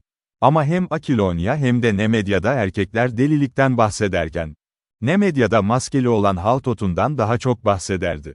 Ama çok azı onu Belverus sokaklarında görmüştü. Erkekler, onun tepelerde çok zaman geçirdiğini, eski bir ırkın kalıntılarıyla ilginç toplantılar yaptığını söyledi. Eski bir krallıktan geldiğini iddia eden karanlık, sessiz bir halk. Erkekler, uzaklarda, rüya gören tepelerde vuran davulları, karanlıkta parlayan ateşleri ve rüzgarlarla duyulan garip ilahi seslerini fısıldadı. Yüzyıllar önce unutulmuş ilahiler ve ritüeller. Vadilerin insanlarından tuhaf bir şekilde farklı olan dağ köylerindeki ocakların yanında, anlamsız formüller olarak mırıldanıyordu. Bu toplantıların nedenini kimse bilmiyordu. Ancak Orestes, sık sık Pythonian'a eşlik ederdi ve yüzünde gün geçtikçe büyüyen bir gölge vardı. Ama baharın tam coşkusunda, anlamı bir fısıltı aniden suların üzerinden geçti ve krallığı hevesli bir hayata uyandırdı. Güneyden yukarı doğru sürüklenen bir rüzgar gibi geldi. Uyanık adamlar umutsuzluğun ilgisizliğine batmıştı. Ama bunun ilk olarak nasıl geldiğini kimse tam olarak söyleyemiyordu. Bazıları, dağlardan saçları rüzgarda uçuşarak inen kasvetli, yaşlı bir kadından ve bir köpek gibi peşinden gelen büyük, gri bir kurttan bahsetti. Diğerleri ise Asura'nın rahiplerinin, Gunderland'den Poyton sınırlarına ve Bosonluların orman köylerine kadar birer hayalet gibi gizlice fısıldadığını söyledi. Kelime ulaştığı anda, isyan sınırlar boyunca bir alev gibi yayıldı. Dış Nemedya garnizonları saldırıya uğrayıp kılıçtan geçirildi. Yiyecek arayan birlikler parçalara ayrıldı, batı ayağa kalkmıştı. Ve bu yükselişin havası farklıydı. Önceki sahneyi motive eden çılgın umutsuzluk yerine, sert bir kararlılık ve ilham verici bir öfke isyanları yönetiyordu. Sadece sıradan insanlar değildi. Baronlar kendi kalelerini güçlendiriyor, eyalet valilerine meydan okuyordu. Bosonluların gruplar halinde sınır hatlarında hareket ettiği görüldü. Uzun yayları ellerinde, çelik şapkalarıyla tıknaz ve kararlı adamlar. Çöküş ve yıkımın etkisiz durgunluğundan sıyrılan krallık, aniden canlı, dinamik ve tehlikeli bir hal aldı. Bu yüzden Amalrik, orduyla birlikte gelen Taraskus'u aceleyle çağırdı. Tarantia'daki kraliyet sarayında, iki kral ve Amalrik ayaktaydı. Haltotun'u çağırmamışlardı, o, Nemedyan tepelerindeki gizemli çalışmalarına dalmıştı.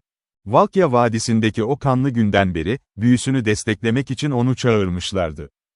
O ise ayrı durmuş, onlarla çok az iletişim kurmuş ve görünüşe göre bu entrikalara kayıtsız kalmıştı. Orastiz'i de çağırmamışlardı ama o geldi. Fırtınadan önce savrulan bembeyaz bir yaprak gibiydi.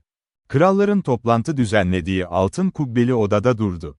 Krallar onun yorgun bakışlarını ve zihninin taşıyabileceğini asla tahmin etmedikleri o korkuyu hayranlıkla izlediler. "Yorgunsun, Orestes," dedi Amalrik. "Bu divana oturursan, bir köle sana şerbet getirsin."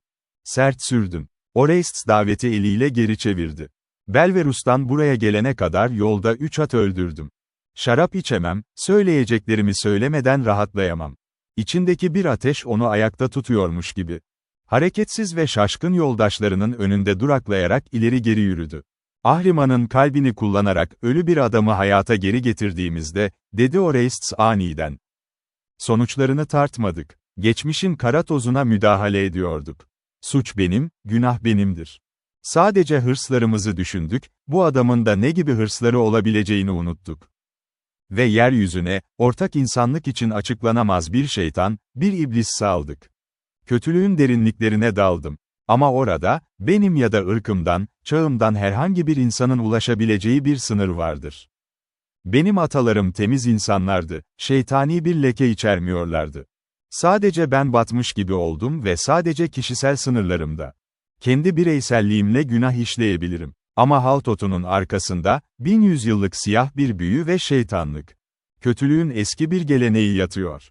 O bizim dünyamızın ötesinde. Sadece kendisi bir büyücü olduğu için değil, aynı zamanda büyücüler ırkının oğlu olduğu için.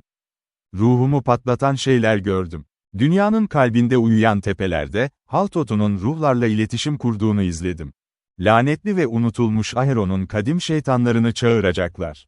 O lanetli imparatorluğun lanetli soyundan gelenlerin ona taptığını ve onu başrahipleri olarak selamladığını gördüm. Ne planladığını gördüm. Ve size söylüyorum, kadim, siyah ve korkunç bir krallığın yeniden kurulmasından başka bir şey değil bu. "Açırın, ne demek istiyorsun?" diye sordu Amalrik. "Açırın artık tozdur. İmparatorluk kurmak için hayatta kalan yeterli kimse yoktu. Haltotun bile 3000 yıllık bir mumya. Onun siyah güçleri hakkında çok az şey biliyorsun," diye kararlı bir şekilde yanıtladı Orestes. Tepelerin, onun büyüsü altında yabancı ve kadim bir görünüm kazandığını gördüm. Gerçekliklerin arkasındaki gölgeler gibi. Vadilerin, ormanların, dağların ve göllerin bugün oldukları gibi değil. O karanlık geçmişte oldukları gibi loş şekillerini ve hatlarını bir anlık gördüm. Hatta mor kuleleri görmek yerine hissettim. Unutulmuş Python, alacakaranlıkta sis figürleri gibi parıldayıyordu. Ve ona eşlik ettiğim son gizli toplantıda, nihayetinde onun büyüsü bana kadar ulaştı. Davullar çalarken ve canavar gibi tapınanlar başlarını toz içinde uluturken. Sana söylüyorum, O, Aheron'u büyüsüyle, devasa bir büyü restore edecekti. Dünyanın hiç görmediği bir kan fedakarlığıyla. Dünyayı köleleştirecek, bir kan seliyle şimdiki günü yıkayıp geçmişi yeniden canlandıracaktı. "Delisin," diye bağırdı Taraskus. "Deli mi?" Orestes ona yorgun bir bakış attı. "Bunları gören herhangi bir adam tamamen aklı başında kalabilir mi? Ama gerçeği söylüyorum. Aheron'un dönüşünü, kuleleri, büyücüleri, kralları ve dehşetleriyle birlikte planlıyor. Çok uzun zaman önceydi. Aheron'un soyundan gelenler, ona üzerinde inşa edilecek bir çekirdek sağlıyor. Ancak bu, kan ve bedenlerden ibaret. Bugünün dünyasındaki insanlar, yeniden inşa için harç ve taş sağlayacak. Nasıl olduğunu söyleyemem. Kendi beynim bunu anlamaya çalıştığında kafam karışıyor. Ama gördüm. Açırın tekrar açırın olacak. Hatta tepeler, ormanlar ve nehirler bile eski dönemlerdeki hallerine dönecek. Neden olmasın? Eğer benim küçük bilgi birikimimle, 3000 yıldır ölü olan bir adama hayat verilebiliyorsa. Neden dünyanın en büyük büyücüsü, 3000 yıldır ölü bir krallığı hayata döndürmesin? Toprak, Aheron'un emriyle yeniden yükselecek. Onu nasıl engelleyebiliriz, diye sordu Taraskus, etkilenerek. Sadece bir yol var, diye yanıtladı Orestes. Ahriman'ın kalbini çalmalıyız. Ama ben, diye başladı Taraskus istemsizce, sonra hızla ağzını kapattı. Kimse onu fark etmemişti ve Orestes devam ediyordu. Bu güç, ona karşı kullanılabilir. Elimizde olsaydı, belki ona karşı gelebilirdik. Ama onu nasıl çalacağız? Onu öyle bir sırda saklıyor ki, bir Zamorian hırsızı bile orayı soyamaz. Saklandığı yeri öğrenemiyorum. Keşke tekrar Kara Lotus uykusuna dalsa. Ama en son böyle uyuduğu zaman, savaştan sonraydı. Valkya'da yaptığı o büyük büyüden dolayı yorulduğunda ve kapı kilitli ve sürgülüydü, ama sessizce açıldı ve Haltot'un önlerinde belirdi. Sakin, huzurlu, ataerkil sakalını okşuyordu. Ama cehennemin parlak ışıkları gözlerinde titremekteydi. "Sana çok şey öğrettim," dedi sakin bir şekilde, parmağıyla Orastes'i işaret ederek. Ve kimse hareket edemeden önce, rahibin ayaklarının dibindeki yere bir avuç toz atarak bir büyü yaptı. Rahip, adeta mermere döndü. Bir alev aldı, tüttü. Mavi bir duman yılanı yükseldi ve ince bir spiral halinde Orastes'in etrafında yukarı doğru sallandı. Ve duman omuzlarının üstüne yükseldiğinde, boynuna kıvrılan bir kırbaç sesiyle, bir yılan vuruşu gibi ani bir darbe indirdi. Orastes'in çığlığı boğularak bir hırıltıya dönüştü. Elleri boynuna fırladı, gözleri açıldı, dili dışarı çıktı. Duman, boynunda mavi bir ip gibiydi, sonra soldu ve gitti. Orestes ise yere yığılmış, ölü bir adamdı artık. Haltot'un ellerini birbirine vurdu ve içeri iki adam girdi. Bunlar genellikle yanında görülen, küçük, iğrenç derecede koyu tenli, kırmızı ve çekik gözleri, sivri ve fare benzeri dişleri olan yaratıklardı. Konuşmadılar. Cesedi kaldırıp götürdüler. Konuyu bir el hareketiyle kapatan Haltot'un, solgun kralların oturduğu fil dişi masaya oturdu. "Neden toplandınız?" diye sordu. "Akilonlular batıda yükseldi," diye yanıtladı Amalrik. Orastes'in ölümünün kendisine verdiği korkunç sarsıntıdan toparlanmaya çalışarak. Aptallar, Conan'ın hayatta olduğuna ve krallığını geri almak için bir Poytun ordusunun başında geldiğine inanıyorlar. Eğer Valkya'dan hemen sonra yeniden ortaya çıksaydı ya da yaşadığına dair bir söylenti dolaşsaydı, merkezi eyaletler onun altında yükselmezdi, çünkü güçlerinden çok korkuyorlardı. Ama Valerius'un kötü yönetimi altında o kadar çaresiz hale gelmişler ki, onları bize karşı birleştirebilecek herhangi bir adamı takip etmeye ve sürekli sefaletle işkence çekmektense ani bir ölümü tercih etmeye hazırlar. Tabii ki Conan'ın Valkya'da gerçekten öldürülmediği hikayesi topraklarda inatla dolaştı. Ama kitleler yakın zamana kadar onun öldüğünü kabul etmişti. Fakat Palantides, Ofir'deki sürgünden döndü ve yemin etti. Kral o gün çadırında hastaydı ve onun zırhını bir asker giymişti. Yakın zamanda felçten kurtulan bir silahdarın Valkya'da alınan topuz darbesine dair anlattıkları da onun hikayesini doğruluyor. Ya da öyle görünmesini sağlıyor. Yaşlı bir kadın, evcil kurtuyla arazide dolaşarak Kral Conan'ın hala yaşadığını ve bir gün tacı geri almak için döneceğini ilan etti. Ve son zamanlarda Asura'nın lanetli rahipleri de aynı şarkıyı söylüyor. Bu haberin kendilerine gizemli bir yoldan geldiğini, Conan'ın topraklarını yeniden fethetmek için geri döndüğünü iddia ediyorlar. Ne kadını ne de onları yakalayabiliyorum. Bu elbette Trocheron'un bir numarası. Casuslarım, Poitonlilerin Akilonya'yı işgal etmek için toplandığına dair tartışmasız kanıtlar sunuyor. Trocheron'un, Kral Conan olduğunu iddia edeceği bir sahtekarı ortaya çıkaracağına inanıyorum. Taraskus güldü, ama kahkahasında bir kararlılık yoktu. Pelerininin altında gizlice bir yara izini hissetti ve bir kaçağın izinde çığlık atan kuzgunları hatırladı, sınır dağlarından büyük, gri bir kurt tarafından parçalanmış olarak geri getirilen ve askerlerini korkutan silahdar Arideus'un cesedini hatırladı. Ama aynı zamanda, büyücü uyurken altın bir sandıktan çalınan o kırmızı mücevheri de hatırladı. Ve hiçbir şey söylemedi. Ve Valerius, korku dolu bir hikaye anlatan ölmekte olan bir soyluyu hatırladı. Güneydeki labirentlerin arasında kaybolan ve bir daha geri dönmeyen 4 Kitanlıyı hatırladı. Ama müttefiklerine karşı duyduğu nefret yüzünden dilini tuttu. Şüphe onu bir solucan gibi kemiriyordu ve hem isyancıların hem de Nemedyanların ölümcül bir çatışmada yok olmasından başka bir şey istemiyordu. Ama Amalrik haykırdı, Conan'ın yaşadığını hayal etmek saçmalık. Cevap olarak Haltotun masaya bir parşömen rulo fırlattı. Amalrik onu yakaladı, sertçe baktı. Dudaklarından öfkeli, anlaşılmaz bir çığlık yükseldi. Şöyle okuyordu. Nemedyan'ın büyük fakiri Haltotun'a, Aheron'un köpeği, ben krallığıma dönüyorum ve derini bir tulum gibi yüzeceğim. Conan, bir sahtekarlık, diye bağırdı Amalrik. Haltotun başını salladı. Gerçek. Bunu, mahkeme kütüphanelerinde kayıtlı belgelerdeki kraliyet imzasıyla karşılaştırdım. Hiç kimse o kalın karalamayı taklit edemezdi. O zaman Conan yaşıyorsa, diye mırıldandı Amalrik, bu ayaklanma diğerlerine benzemeyecek. Çünkü Akilonluları birleştirebilecek tek yaşayan kişi odur.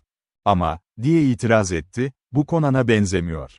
Neden bizi böylesi bir övünmeyle uyarsın ki? Bir barbar gibi, uyarısız saldırırdı. Zaten uyarıldık, diye belirtti Haltotun. Casuslarımız bize Poitein'deki savaş hazırlıklarından bahsetti. Bizim haberimiz olmadan dağları geçemezdi. Bu yüzden bana, karakterine uygun bir meydan okuma gönderiyor. Neden sana, diye sordu Valerius. Neden bana ya da Taraskus'a değil? Haltotun, anlaşılmaz bakışlarını krala çevirdi. Conan senden daha bilge, dedi sonunda. Siz kralların henüz öğrenmediği şeyi o zaten biliyor. Bu toprakların gerçek efendisinin ne Taraskus, ne Valerius ne de Amalrik olduğunu, Batı uluslarının gerçek efendisinin Haltotun olduğunu biliyor. Cevap vermediler, ona bakıyorlardı. Bu iddianın doğruluğunu idrak etmenin getirdiği bir uyuşukluk hissiyle sarsılmışlardı. Benim için imparatorluk otoyolundan başka yol yok, dedi Haltotun. Ama önce Conan'ı ezmeliyiz. Belverus'tan nasıl kaçtığını bilmiyorum. Kara Lotus uykusunda yatarken ne olduğunu bilmeme izin verilmedi. Ama güneyde bir ordu topluyor. Bu onun son, umutsuz hamlesi, Valerius döneminde acı çeken insanlar da buna güveniyor. Bırakın yükselsinler, hepsini avucumun içinde tutuyorum. Bize karşı hareket edene kadar bekleyeceğiz, sonra onu sonsuza dek ezeceğiz. O zaman Poitein'i, Gandırland'ı ve o aptal Bosonluları ezeceğiz. Onlardan sonra Oför, Argos, Zingara, Kod. Dünyanın tüm ulusları tek bir büyük imparatorluk oluşturacak. Sizler benim satraplarım ve komutanlarım olarak hükmedeceksiniz. Şimdiki krallardan daha büyük olacaksınız. Ben yenilmezim, çünkü Ahriman'ın kalbi. Hiçbir insanın bana karşı tekrar kullanamayacağı bir yerde saklıdır. Taraskus, Haltotun düşüncelerini okumasın diye bakışlarını kaçırdı. Büyücünün, kalbi oraya koyduğundan beri uyumuş gibi görünen, üzerinde oyulmuş yılanların olduğu o altın sandığa hiç bakmadığını biliyordu. Ne kadar garip görünse de, Haltotun kalbin çalındığını bilmiyordu. Bu tuhaf mücevher, onun karanlık bilgeliğinin sınırlarının dışındaydı. O olağanüstü yetenekleri, sandığın boş olduğunu ona bildirmemişti. Taraskus, Haltotun'un, Orastiz'in açıklamalarının tam boyutunu bildiğine inanmıyordu. Çünkü Paitonion, Aheron'un yeniden tesis edilmesinden bahsetmemiş, sadece yeni, dünyevi bir imparatorluğun inşasına değinmişti. Taraskus, Haltotun'un gücünden hala emin olduğuna inanıyordu. Eğer onların hırsları için büyücünün yardımına ihtiyacı varsa, büyücünün de kendilerine ihtiyacı vardı. Büyü ne kadar güçlü olursa olsun, nihayetinde kılıç ve mızrak darbelerinin de bir hükmü vardı. Kral, Amalriç'in gizli bakışlarındaki anlamı okudu. Büyücünün sanatlarını kullanarak en tehlikeli düşmanlarını yenmelerine izin vereceklerdi. Ondan sonra, ona karşı dönmek için yeterli zamanları olacaktı. Belki de bu karanlık gücü aldatmanın bir yolu bulunabilirdi. Savaşın tehdidi, Poitein'in 10.000 kişilik ordusuyla geldi. Güçlü bayrakları sallayarak, çelik parıltısıyla güney geçitlerinden geçtiler. Ve casuslar yemin etti ki, başlarında, siyah zırhlı dev bir figür at sürüyordu. Zengin ipek paltosunun göğsünde, altın işlenmiş Akilonya kraliyet aslanı vardı. Conain yaşıyordu. Kral yaşıyordu. Artık insanların zihninde, ister dost olsun ister düşman, bundan şüphe yoktu. Güneyden gelen işgal haberiyle birlikte, sert kuryeler tarafından getirilen başka bir haber daha ulaştı, güneyde hareket eden Gündermenlerin, Kuzeybatı ve Kuzey baronları ile Bosonlular tarafından takviye edildiği bildiriliyordu. Taraskus, 30.000 adamla, Şörki Nehri üzerinde yer alan ve hala Nemedyanların elinde olan Galparan kasabalarına yürüdü. Burası, Gündermenlerin geçerek saldırmak zorunda olduğu yerdi. Şörki, hızlı, çalkantılı bir nehirdi.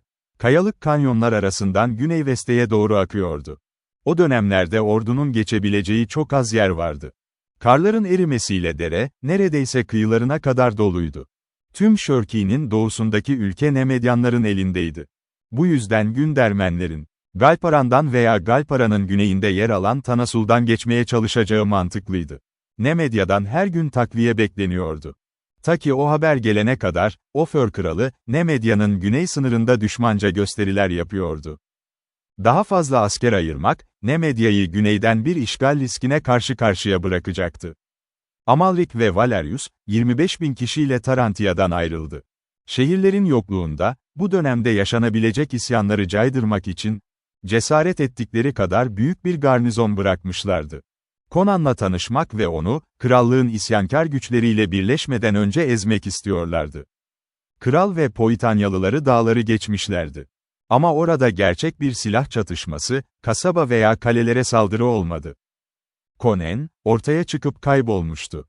Görünüşe göre batıya, vahşi, seyrek yerleşimli dağlık araziye dönmüş ve Bosonian sınırlarına girerek ilerlerken asker toplamıştı. Amalrik ve Valerius'un ordusu. Nemedyanlar, Akilonyan isyankarları ve vahşi paralı askerler. Ülkeyi şaşkın bir öfkeyle dolaşarak düşmanı arıyordu, ama bu düşman bir türlü görünmüyordu. Amalrik, genel haberlerden fazlasını elde etmenin imkansız olduğunu gördü. İzcilik ekipleri bir şekilde dışarı çıkıyor. Ve asla geri dönmüyordu. Bir meşeye çarmıha gerilmiş casuslar görmek, nadir bir durum değildi. Kırsal çevre, köylülerin vahşice, cinayetçi ve gizlice vurmasıyla çalkalanıyordu. Amalriç'in kesin olarak bildiği tek şey, büyük bir Gündermen ve Kuzey Bosonlu kuvvetinin, Şörki'nin ötesinde, kuzeyde bir yerde olduğuydu. Conan ise daha küçük bir Poitanyalı ve Güney Bosonlu kuvvetiyle, bir yerlerde. Onun güneybatısındaydı. Valerius ile birlikte bu vahşi topraklarda daha da ilerlerse, korkmaya başladı. Conan onlardan tamamen kaçabilir. Etraflarında dolaşıp arkalarındaki merkezi eyaletleri işgal edebilirdi. Amalrik geri çekildi. Şörki Vadisi'nde, Tanasul'dan bir günlük yolculuk mesafesindeki bir düzlükte kamp kurdu. Ve orada bekledi. Taraskus ise Galparan'daki mevzisini korudu. Çünkü Conan'ın manevralarının onu güneye çekmek için tasarlandığından ve böylece Gündermenlerin kuzey geçidinden krallığa girmesinden korkuyordu. Amalriç'in kampına Haltotun geldi. Asla yorulmayan, tuhaf atların çektiği arabasıyla, Amalriç'in çadırına girdi.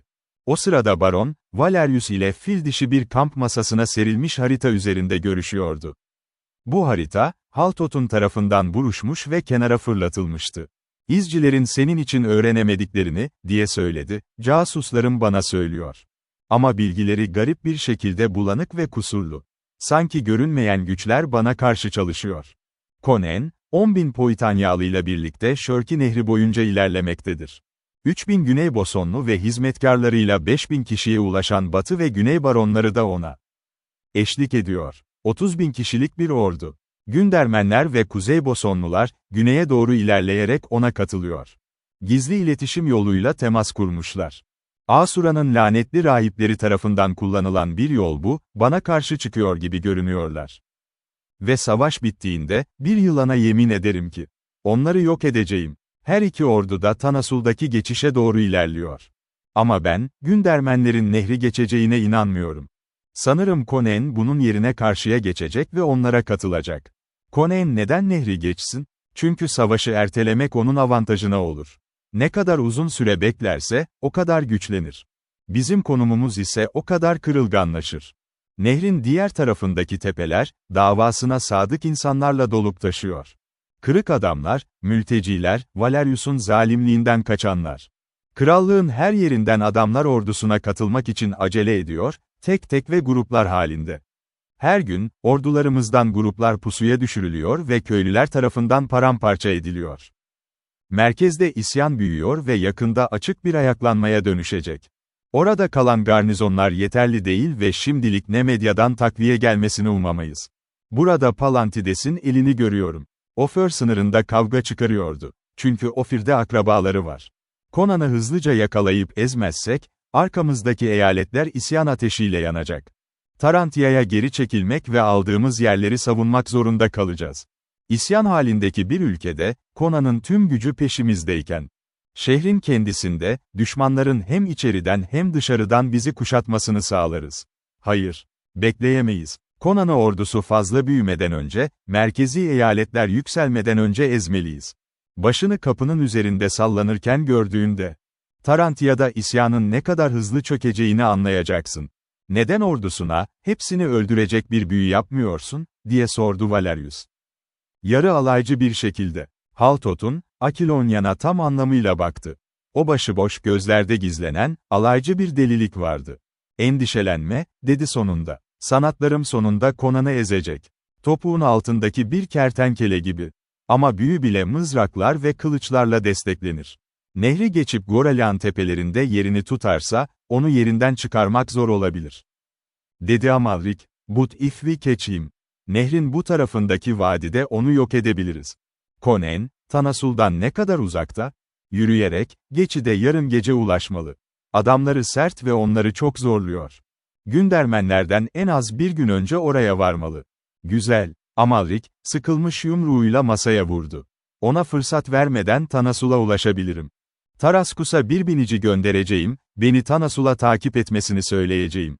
O geldiğinde Conan'ı, onu kıstırıp yok edeceğiz. O zaman birleşik gücümüz nehri geçebilir ve Gündermenlerle uğraşabilir. Haltotun sabırsızca başını salladı. Conan dışında biriyle uğraşıyorsan, bu yeterli bir plan olurdu. Ama senin 25.000 adamın.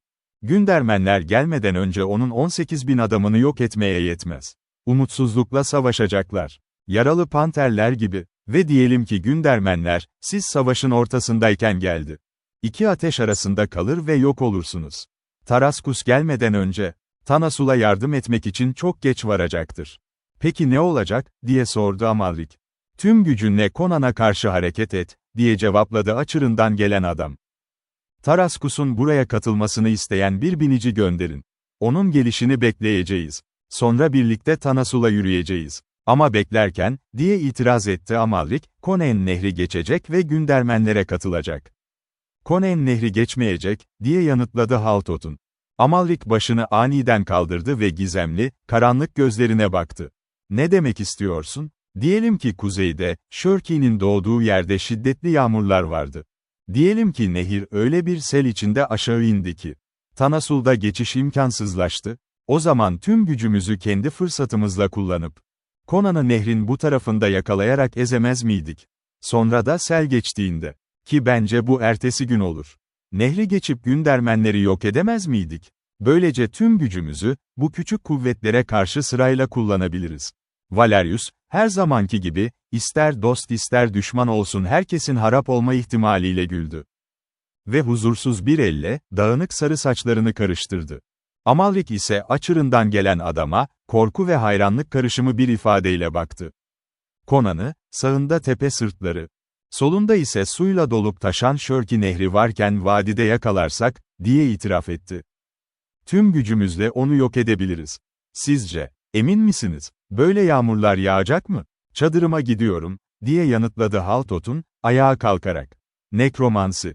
Bir asa sallayarak gerçekleştirilmez. Taraskus'a bir binici gönderin. Ve çadırıma kimsenin yaklaşmasına izin vermeyin.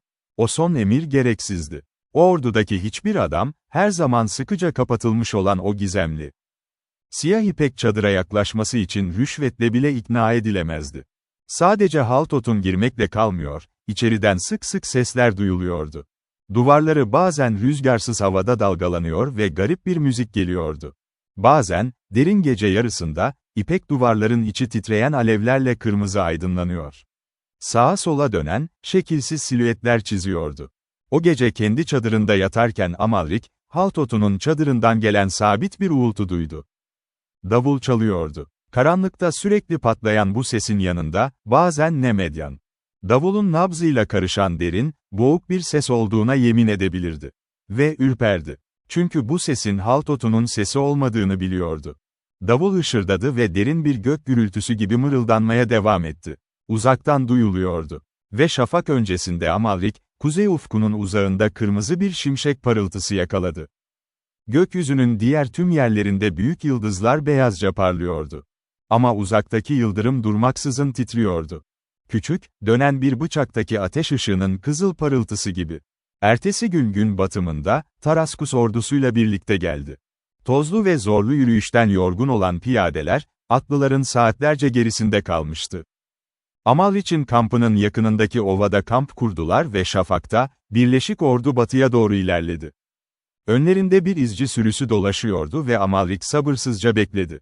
Geri dönüp, öfkeli bir selin yanında sıkışıp kalmış Poitanyalıları anlatacaklardı. Ama izciler ana kolla buluştuklarında, haber bambaşkaydı. Konen nehri geçmişti. Ne, diye bağırdı Amalrik. Selden önce mi geçti? Sel yoktu, diye yanıtladı izciler şaşkınlıkla. Dün gece geç saatlerde Tanasul'a yaklaştı ve ordusunu karşıya geçirdi. Sel yok mu, diye bağırdı Haltot'un. İlk kez şaşırmış bir halde, Amalrich'in yanına geldi. İmkansız. Dün gece ve ondan önceki gece, Şörki'nin doğduğu yerde güçlü yağmurlar yağıyordu.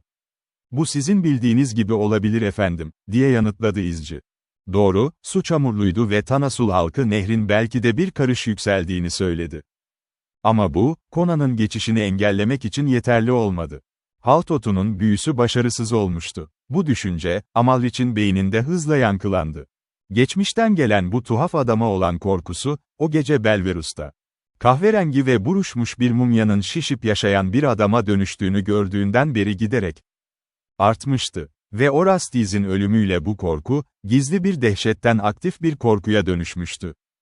Kalbinde, bu insanın, ya da şeytanın, yenilmez olduğuna dair korkunç bir inanç vardı. Ama şimdi, başarısızlığın inkar edilemez kanıtına sahipti. Ama en büyük nekromantlar bile bazen başarısız olabilir, diye düşündü baron. Her halükarda, açırından gelen adama karşı çıkmaya cesaret edemedi. Henüz. Orestes ölmüştü, Mitra'nın tapınağında kıvranarak, sadece isimsiz cehennemi bilerek can vermişti. Ve Amalrik, kılıcının bu siyah bilgeliğin üstesinden gelemeyeceğini biliyordu. Asi rahip başarısız olmuştu. Haltot'un kurduğu korkunç plan ise öngörülemeyen bir gelecekte yatıyordu. Conan ve ordusu, Haltot'un büyücülük oyununa karşı ihtiyaç duyulabilecek somut bir tehditti. Oyun henüz tamamen bitmemişti. Tanasul'u geçtiler. Burası, nehir üzerinde doğal bir köprü oluşturan kayalık resiflerin bulunduğu, en büyük sel zamanları hariç her zaman geçilebilen, küçük, tahkimatlı bir köydü. İzciler, Conan'ın nehrin birkaç kilometre ötesinde yükselen Goralian tepelerinde pozisyon aldığını bildirdi. Ve gün batmadan hemen önce, Gündermenlerin kampına ulaştılar. Amalrik, meşale alevlerinin altında anlaşılmaz ve yabancı görünen Haltot'unu süzdü. Gece çökmüştü. Şimdi ne olacak? Büyün başarısız oldu. Conan, neredeyse bizim kadar güçlü bir orduyla karşımızda duruyor ve konum avantajına sahip. İki kötü seçenek arasındayız. Ya burada kamp yapıp saldırısını bekleyeceğiz ya da Tarantia'ya doğru geri çekilip takviyeleri gözleyeceğiz. Beklersek mahvoluruz, diye yanıtladı Haltot'un. Nehri geçip düzlükte kamp kurun. Şafakta saldıracağız. Ama konumu çok güçlü, diye bağırdı Amalrik. Aptal. Bir öfke patlaması, büyücünün sakin yüzeyini bozdu. Valkya'yı mı unuttun? Bazı belirsiz elementler seli engelledi diye beni çaresiz mi sandın? Düşmanlarımızı mızraklarınızın yok etmesini niyetlemiştim. Ama korkmayın, sanatlarım onun ordusunu ezecek. Conan bir tuzağa düştü. Bir daha asla güneşin batışını göremeyecek. Nehri geçin. Meşalelerin ışığı altında karşıya geçtiler. Atların toynakları, sığlıklardan sıçrayarak kayalık köprüde şıngırdıyordu. Kalkanlar ve göğüs zırhlarındaki meşale parıltısı, siyah suya kırmızı yansımalar bırakıyordu. Geçtikleri kaya köprüsü genişti. Ama yine de ordu ancak gece yarısından sonra tamamen ovaya yayılarak kamp kurabildi. Yukarıda, uzakta, kırmızı bir şekilde yanıp sönen ateşleri görebiliyorlardı. Conan, daha önce de birden fazla kez yaptığı gibi, Goralian tepelerine çekilmişti. Burası Akilonyan kralının son direniş yeriydi. Amalrik çadırından çıktı ve huzursuzca kampın içinde yürüdü. Haltotun'un çadırında garip bir parıltı titriyor. Zaman zaman şeytani bir çığlık sessizliği bozuyordu. Alçak, kötü niyetli bir sesin yerini, hışırdayan bir davul mırıldanması alıyordu. Gece ve içinde bulundukları koşullar yüzünden içgüdüleri tetiklenen Amalrik, Haltotun'a sadece fiziksel güçle karşı çıkamayacağını biliyordu. Büyücünün gücüne dair şüpheler zihnini kemiriyordu. Yüksekteki ateşlere baktı, yüzü karanlık çizgilerle bürünmüştü. O ve ordusu, düşman bir ülkenin ortasındaydı. O tepelerin arasında binlerce kurt pusudaydı. Tüm duyguların ve umutların kalplerinden söküldüğü, kamçı yemiş figürler. Fatihlerine karşı çılgınca bir nefret ve deli bir intikam arzusu besliyorlardı. Yenilgi, kan delisi düşmanlarla dolu topraklardan geri çekilmek, yani yok olmak demekti. Ve ertesi gün ordusunu, Batı ülkelerinin en azılı savaşçılarının ve onların çaresiz ordusunun üzerine sürmek zorundaydı. Eğer Haltotun şimdi onları hayal kırıklığına uğratırsa, yarım düzine silahlı adam gölgelerin arasından çıktı. Ateş ışığı, göğüs zırhlarında ve kask armalarında parlıyordu. Aralarında, yıpranmış bezler içinde, yarı sürüklenen zayıf bir figür vardı. Selam vererek konuştular. Efendim, bu adam karakollara geldi ve Kral Valerius ile görüşmek istediğini söyledi.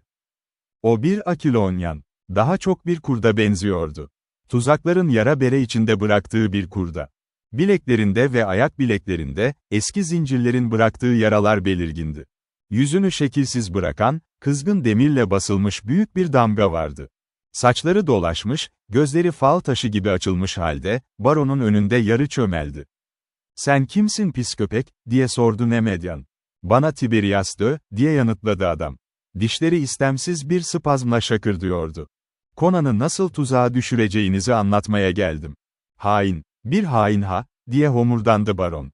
"Erkekler altınınız olduğunu söylüyor," diye fısıldadı adam, bezlerinin altında titreyerek. "Bana da verin, bana altın verin, size kralı nasıl yeneceğinizi göstereyim." Gözleri büyüktü, ellerini, titreyen pençeler gibi yukarı uzatmıştı.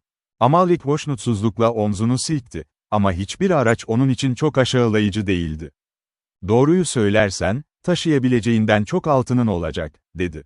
"Eğer yalancı bir casussan, seni baş aşağı çarmıha gerdiririm. Onu da getirin." Valerius'un çadırında baron, önlerinde çömelmiş, bezlerine sarınarak titreyen adamı işaret etti. "Yarın bize yardım etmenin bir yolunu bildiğini söylüyor. Yardıma ihtiyacımız olacak, Haltotun'un planı şimdiye kadar pek de iyi gitmedi." "Konuş köpek." Adamın bedeni garip bir şekilde kıvranıyordu. Kelimeler ağzından bir sel gibi döküldü. Conan, Aslanlar Vadisi'nin başında kamp kuruyor. Vadinin şekli bir yelpaze gibi. Her iki yanında dik tepeler var. Yarın ona saldırırsanız, vadinin yukarısına doğru yürümek zorundasınız. Tepelere iki taraftan da tırmanamazsınız. Ama Kral Valerius hizmetimi kabul ederse, onu tepelerden geçirecek ve Conan'a arkadan nasıl ulaşabileceğini göstereceğim. Ama eğer yapılacaksa, yakında başlamalıyız. Saatlerce yol gitmek gerekiyor. Çünkü önce kilometrelerce batıya, sonra kuzeye gitmek. Ardından doğuya dönüp Aslanlar Vadisi'ne arkadan girmek gerekiyor. Tam Gündermenler geldiğinde, Amalrik tereddüt etti, çenesini sıvazladı. Bu kaotik zamanlarda, birkaç altın için ruhunu satmaya istekli erkekler nadir değildi. "Beni yanlış yola çıkarırsan ölürsün," dedi Valerius. "Farkındasın, değil mi?" Adam titredi, ama fal taşı gibi açılmış gözlerini kaçırmadı. "Sana ihanet edersem, beni öldür.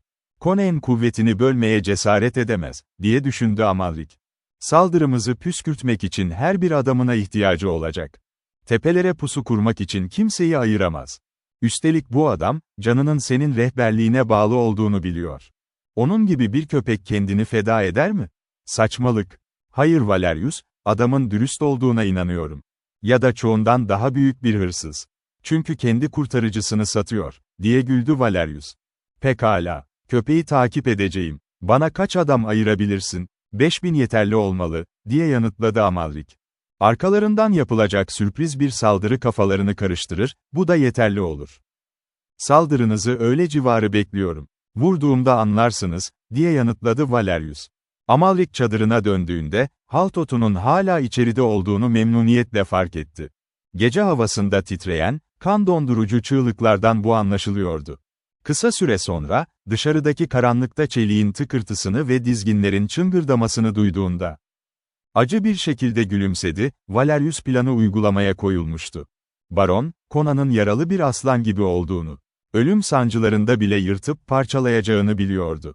Valerius arkadan saldırdığında, Kimmerye'nin çaresiz darbeleri, o teslim olmadan önce rakibini yok edebilirdi. Bu çok daha iyiydi. Amalrik, Nemedyan zaferine giden yol açıldığında Valerius'tan vazgeçebileceğini hissediyordu. Valerius'a eşlik eden 5000 süvari yola çıkmıştı. Çoğunluğu Akilonyan isyancılarıydı. Durgun yıldız ışığında, yatan kamptan ayrıldılar ve batıya doğru, önlerindeki gökyüzüne karşı yükselen büyük siyah kütleleri takip ettiler. Valerius en başlarında biniyordu. Yanında ise bileği, bir asker tarafından deri bir kayışla tutulan Tiberias vardı. Diğerleri, kılıçlarını çekmiş halde yakından takip ediyordu. "Bize oyun oynarsan anında ölürsün," dedi Valerius.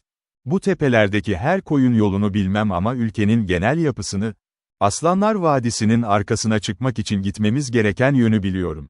Bizi yoldan çıkarmamaya dikkat et."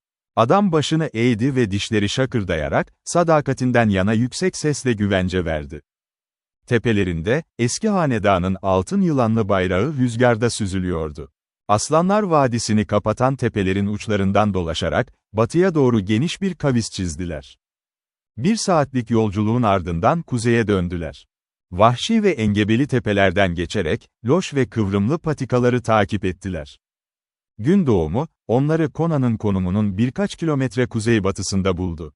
Burada rehber doğuya döndü ve onları kayalıklardan oluşan bir labirentin içine soktu.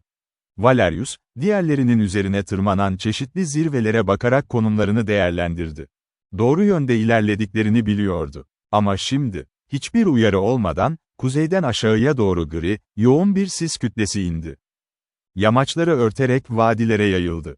Güneşi kapattı, dünya, görüşün 1 metreyle sınırlı olduğu kör, gri bir boşluğa dönüştü. İlerleme, el yordamıyla yapılan bir sendeleyişe dönüştü. Valerius küfretti. Artık ona rehberlik eden zirveleri göremiyordu. Tamamen bu hain rehbere bağımlı kalmıştı. Altın yılan, rüzgarsız havada cansızca sarkıyordu.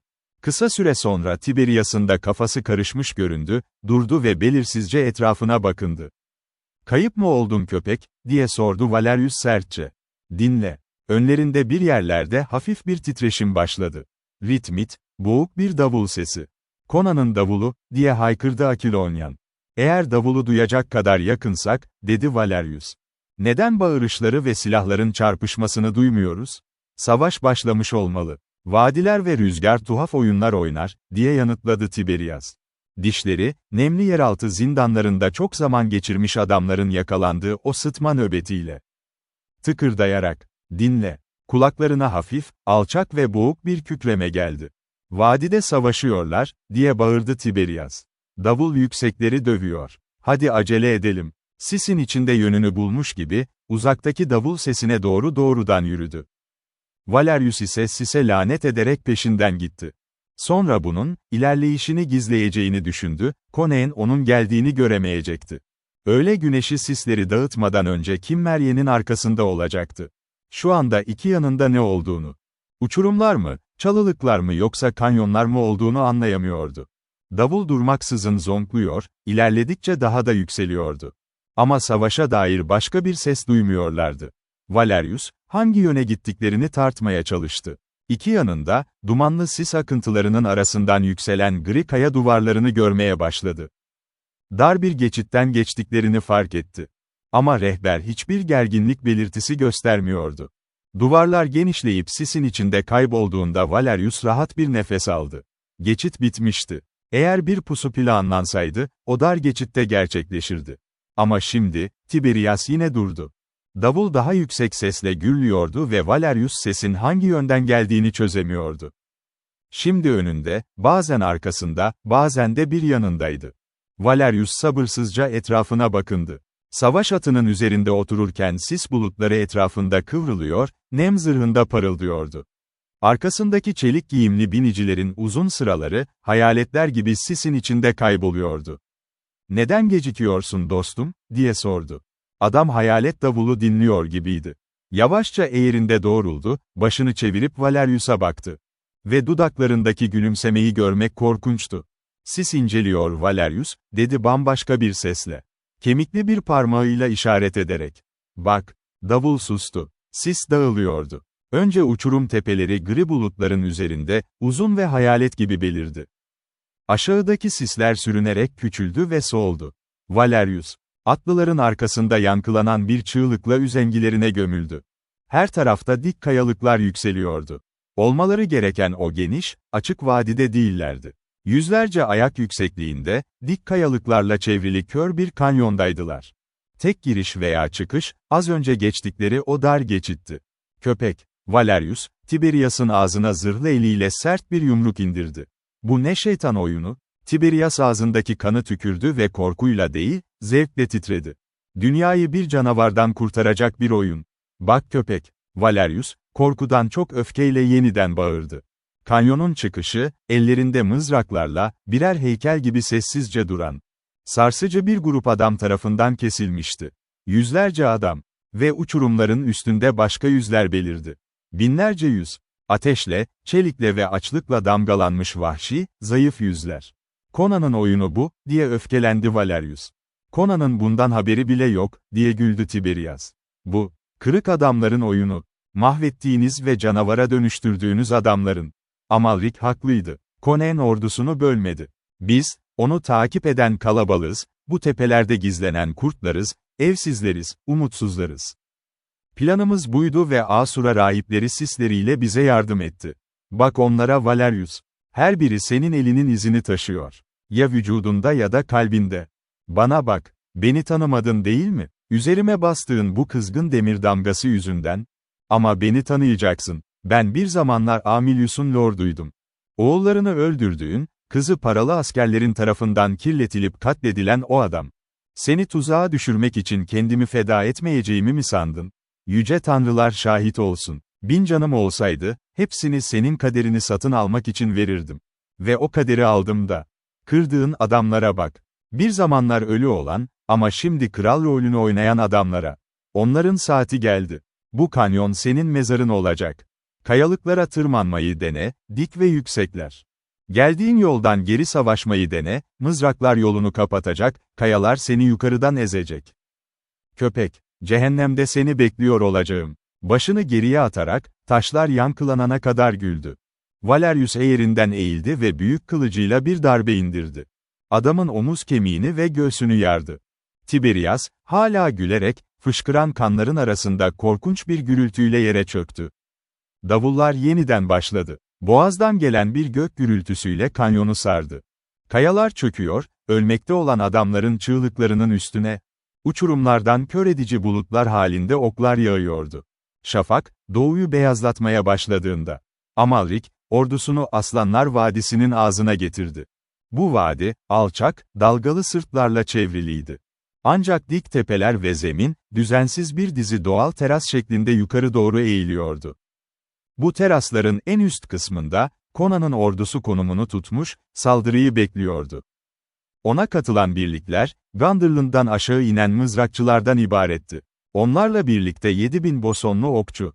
Kuzey ve batıdaki baronlar ile onların hizmetkarlarından oluşan 4000 süvari gelmişti.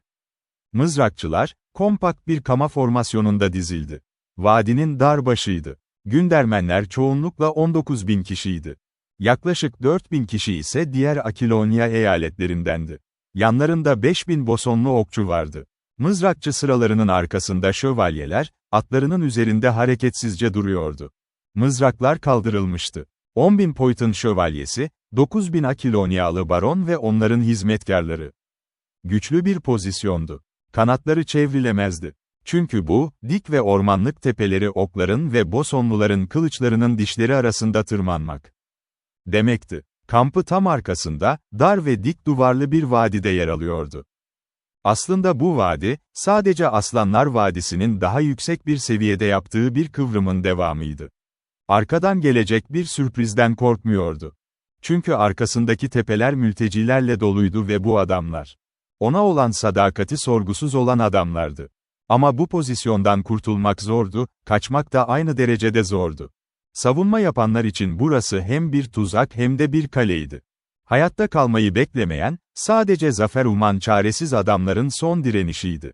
Tek mümkün olan geri çekilme yolu, arkalarındaki dar vadiden geçiyordu.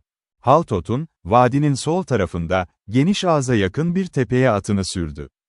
Bu tepe diğerlerinden daha yüksekti ve çoktan unutulmuş bir sebepten dolayı kralın sunakları olarak bilinirdi. Bunu sadece Haltot'un ve onun 3000 yıl öncesine dayanan anısı biliyordu. Yalnız değildi. İki tanıdığı, sessiz, kıllı, gizli ve karanlık silüet onunla birlikteydi. Ayaklarının dibine, elleri bağlı genç bir Akilonya kızını bıraktılar. Onu, eski bir taşın üzerine yatırdılar. Bu taş, tuhaf bir şekilde tepenin zirvesini taçlandıran bir sunağa benziyordu. Uzun yüzyıllar boyunca orada, doğa koşulları tarafından yıpranmış halde durmuştu. Öyle ki birçok kişi, bunun garip şekilli doğal bir kaya parçasından başka bir şey olduğundan şüpheleniyordu. Ama neydi ve neden oradaydı? Haltot'un, bunu eski zamanlardan hatırlıyordu. Yardımcılar, sırtları sessiz cüceler gibi eğilmiş halde gittiler. Haltot'un, sunağın yanında yalnız duruyordu. Koyu sakalı vadide esen rüzgarda savruluyordu. Kıvrımlı şörkiyi ve vadinin başının ötesindeki tepeleri net bir şekilde görebiliyordu. Terasların başında parlayan çelik kamayı, kayalar ve çalılıklar arasında miğferleri parıldayan okçuları görebiliyordu. Sessiz şövalyeler atlarının üzerinde hareketsizce beklemeye devam ediyordu. Kasklarının üzerinde dalgalanan sancaklar ve mızraklar, dikenli bir çalılık gibi yükseliyordu. Diğer yöne baktığında ise uzun ve kesik çizgileri görebiliyordu. Nemedyanlar, parlayan çelik sıralar halinde vadinin ağzına doğru ilerliyordu. Arkalarında, lordların ve şövalyelerin renkli çadırları ile sıradan askerlerin kasvetli çadırları, neredeyse nehre kadar uzanıyordu. Erimiş bir çelik nehri gibi, Nemedyan ordusu vadiye aktı. Üzerlerinde büyük kızıl ejderha sancağı dalgalanıyordu. İlk olarak okçular yürüdü.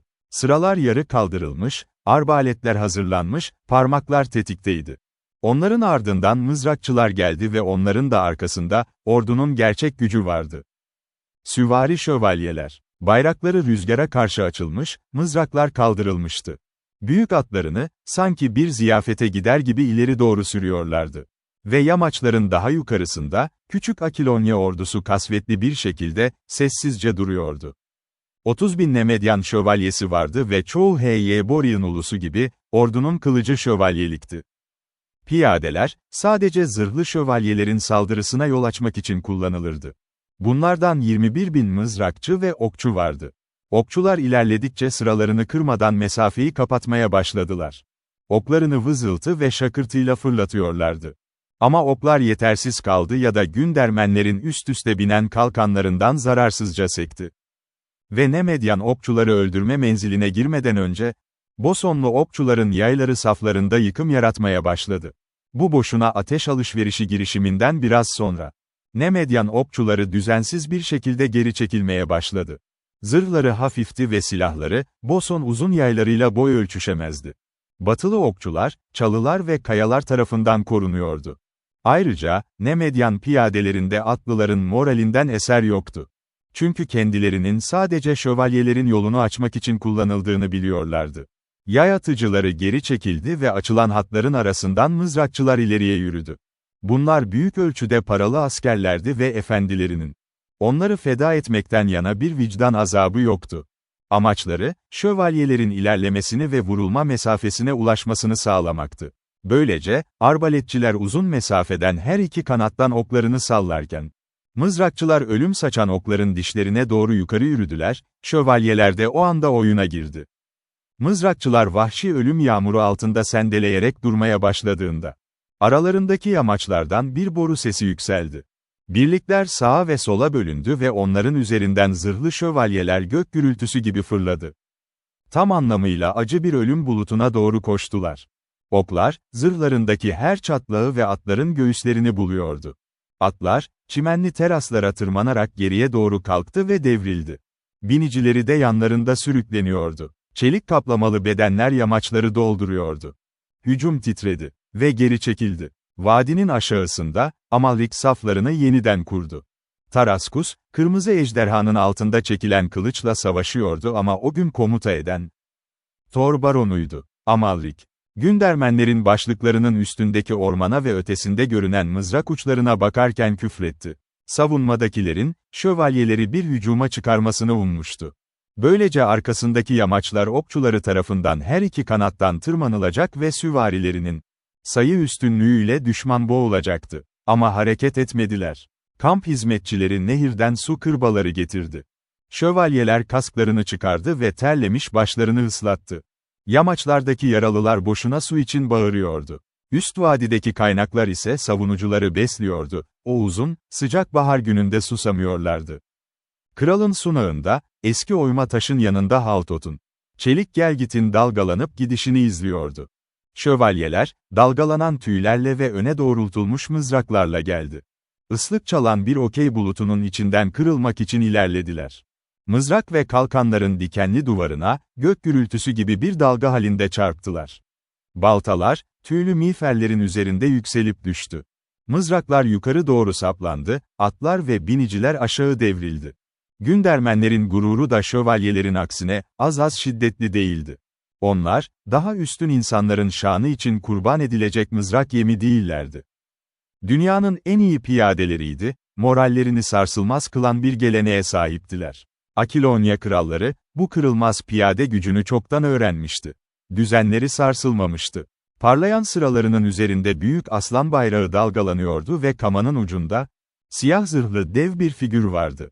Kükreyip bir kasırga gibi vuruyor, damlayan baltasıyla çeliği ve kemiği aynı şekilde parçalıyordu. Nemedyanlar, yüksek cesaret geleneklerinin talep ettiği kadar cesurca savaştılar. Ama demir kamayı kıramadılar ve ormanlıktan her iki kanada yağan oklar sıkışık sıralarını acımasızca tarıyordu. Kendi okçuları işe yaramazdı. Mızrakçıları ise yüksekliklere tırmanıp Bosonlularla başa çıkamıyordu. Yavaşça, inatçı ve somurtkan bir şekilde, gri şövalyeler geri çekildi. Arkalarında bıraktıkları boş eğerleri saydılar. Üstlerinde duran Gündermenler, zafer çığlığı atmadı. Sadece saflarını kapattılar, düşenlerin bıraktığı boşlukları kilitlediler. Çelik başlıklarının altından gözlerine ter akıyordu. Mızraklarını sıkıca tuttular ve beklediler. Sert kalpleri, bir kralın onlarla birlikte yaya olarak savaşmasının gururuyla dolup taşıyordu. Geride duran Akilonya şövalyeleri ise hiç hareket etmemişti. Atlarının üzerinde, ciddiyetle ve hareketsizce oturuyorlardı. Bir şövalye, terleyen atını kralın sunağı denilen tepeye çıkardı ve Haltot'una acı dolu gözlerle baktı. Amalrik, bana sihrini kullanma zamanının geldiğini söylememi istedi, büyücü, dedi. Vadide sinekler gibi ölüyoruz. Rütbelerini kıramıyoruz. Haltot'un genişliyor, uzuyor, harika ve korkunç görünüyordu. Amalrik'e dön, dedi. Ona saflarını yeniden kurmasını ve hücum etmesini söyle, ama benim işaretimi beklesin. O sinyal verilmeden önce, ölene kadar hatırlayacağı bir manzara görecek. Şövalye, istemeden zorlanmış gibi selam verdi ve tepeden aşağıya çılgın bir hızla gürleyerek indi. Haltot'un, karanlık sunak taşının yanında duruyor ve vadinin karşısına bakıyordu. Teraslardaki ölü ve yaralı adamlara, yamaçların başındaki kasvetli, kanlı insanlara ve aşağıdaki vadide tozlu, çelik kaplı sıraların yeniden kurulduğu yere. Gökyüzüne baktı, sonra koyu taş üzerindeki ince beyaz figüre dikti gözlerini. Ve bir hançer kaldırarak, üzerindeki eski hierogliflerin eşliğinde, kadim bir çağrıyı seslendirdi. Set, karanlık tanrısı, pullu gölgelerin efendisi. Bir bakire kanı ve 7 katlı sembolle, oğullarını siyah dünyanın altından çağırıyorum. Derinliklerin çocukları, kırmızı toprağın altında. Karanlık dünyanın altında uyanın ve korkunç yelelerinizi sallayın. Tepeler sallansın ve taşlar düşmanlarımın üzerine düşsün. Gökyüzü üzerlerinde kararsın, ayaklarının altında toprak dengesizleşsin. Derin kara topraktan bir rüzgar çıksın, ayaklarının altında kıvrılsın, karartsın ve büzüştürsün. Kısa bir süre durdu, hançeri havada asılı kaldı. Gergin sessizlikte, aşağıda orduların uğultusu yükseldi, rüzgarla taşındı. Sunağın diğer tarafında, siyah kapüşonlu bir cübbe giymiş bir adam duruyordu. Saçları solgun, narin yüz hatları ve koyu gözleri sakin, derin bir meditasyon halindeydi. "Asura köpeği," diye fısıldadı Haltot'un, sesi, öfkelenmiş bir yılanın tıslaması gibiydi. "Deli misin, kaderini mi arıyorsun? Ho, Baal, çağırın, tekrar çağır, Aheron'un köpeği," dedi diğeri ve güldü. "Çağır onları yüksek sesle. Duymazlar, bağırışların cehennemde yankılanmadıkça duymazlar." Tepenin kenarındaki bir çalılıktan, köylü kıyafetleri içinde kasvetli, yaşlı bir kadın çıktı. Saçları omuzlarından dökülüyordu ve peşinden büyük, gri bir kurt geliyordu. "Cadı, rahip ve kurt," diye mırıldandı Haltot'un sertçe ve güldü. "Aptallar! Sizin sahtekar oyunlarınızı benim sanatlarıma karşı koymak ha? Elimi sallayarak sizi yolumdan çekiyorum. Sanatların rüzgarda saman gibi, Python'un köpeği," diye yanıtladı Asuralı. "Şörki'nin neden sel olup taşmadığını ve Conan'ı diğer kıyıda tuzağa düşürmediğini merak etmedin mi? Gece yıldırımı gördüğümde planını tahmin ettim ve büyülerim. Senin daha önce çağırdığın bulutları dağıttı, böylece sel sularını boşaltamadılar. Yağmur yapma büyücülüğün başarısız oldu. Yalan söylüyorsun," diye bağırdı Haltot'un, ama sesindeki özgüven sarsılmıştı. "Güçlü bir büyünün etkisini hissettim.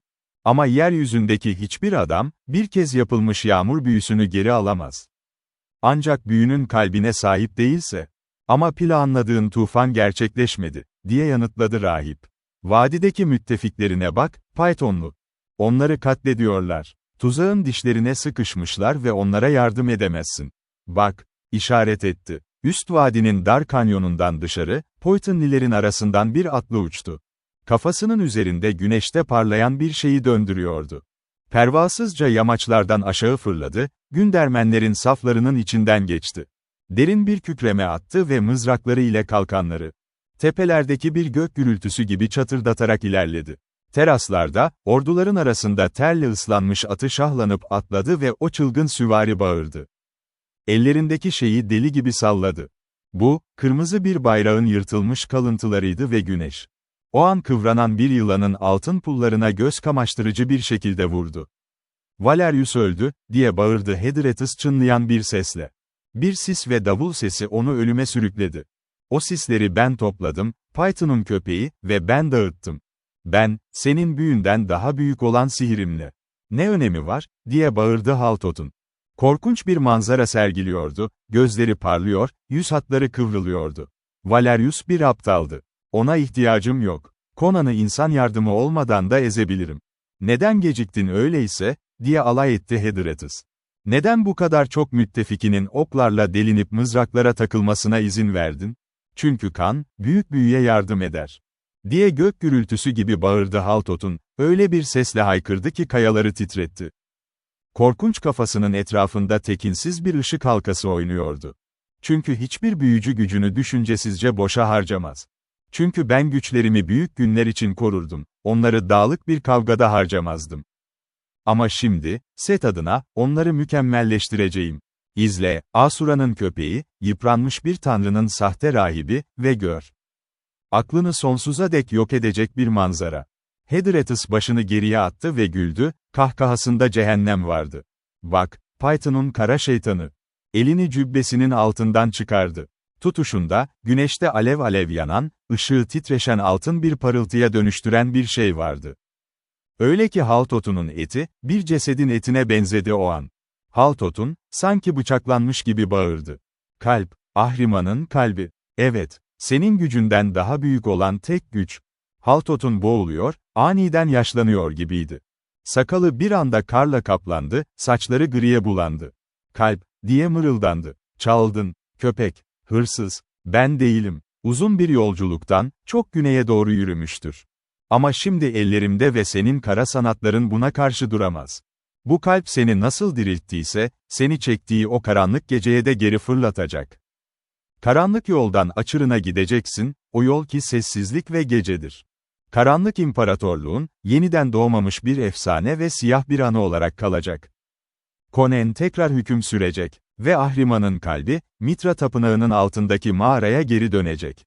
1000 yıl boyunca Akilonya'nın gücünün simgesi olmak için, Haltotun insanlık dışı bir çığlık attı ve hançeri kaldırılmış şekilde sunağın etrafında koştu.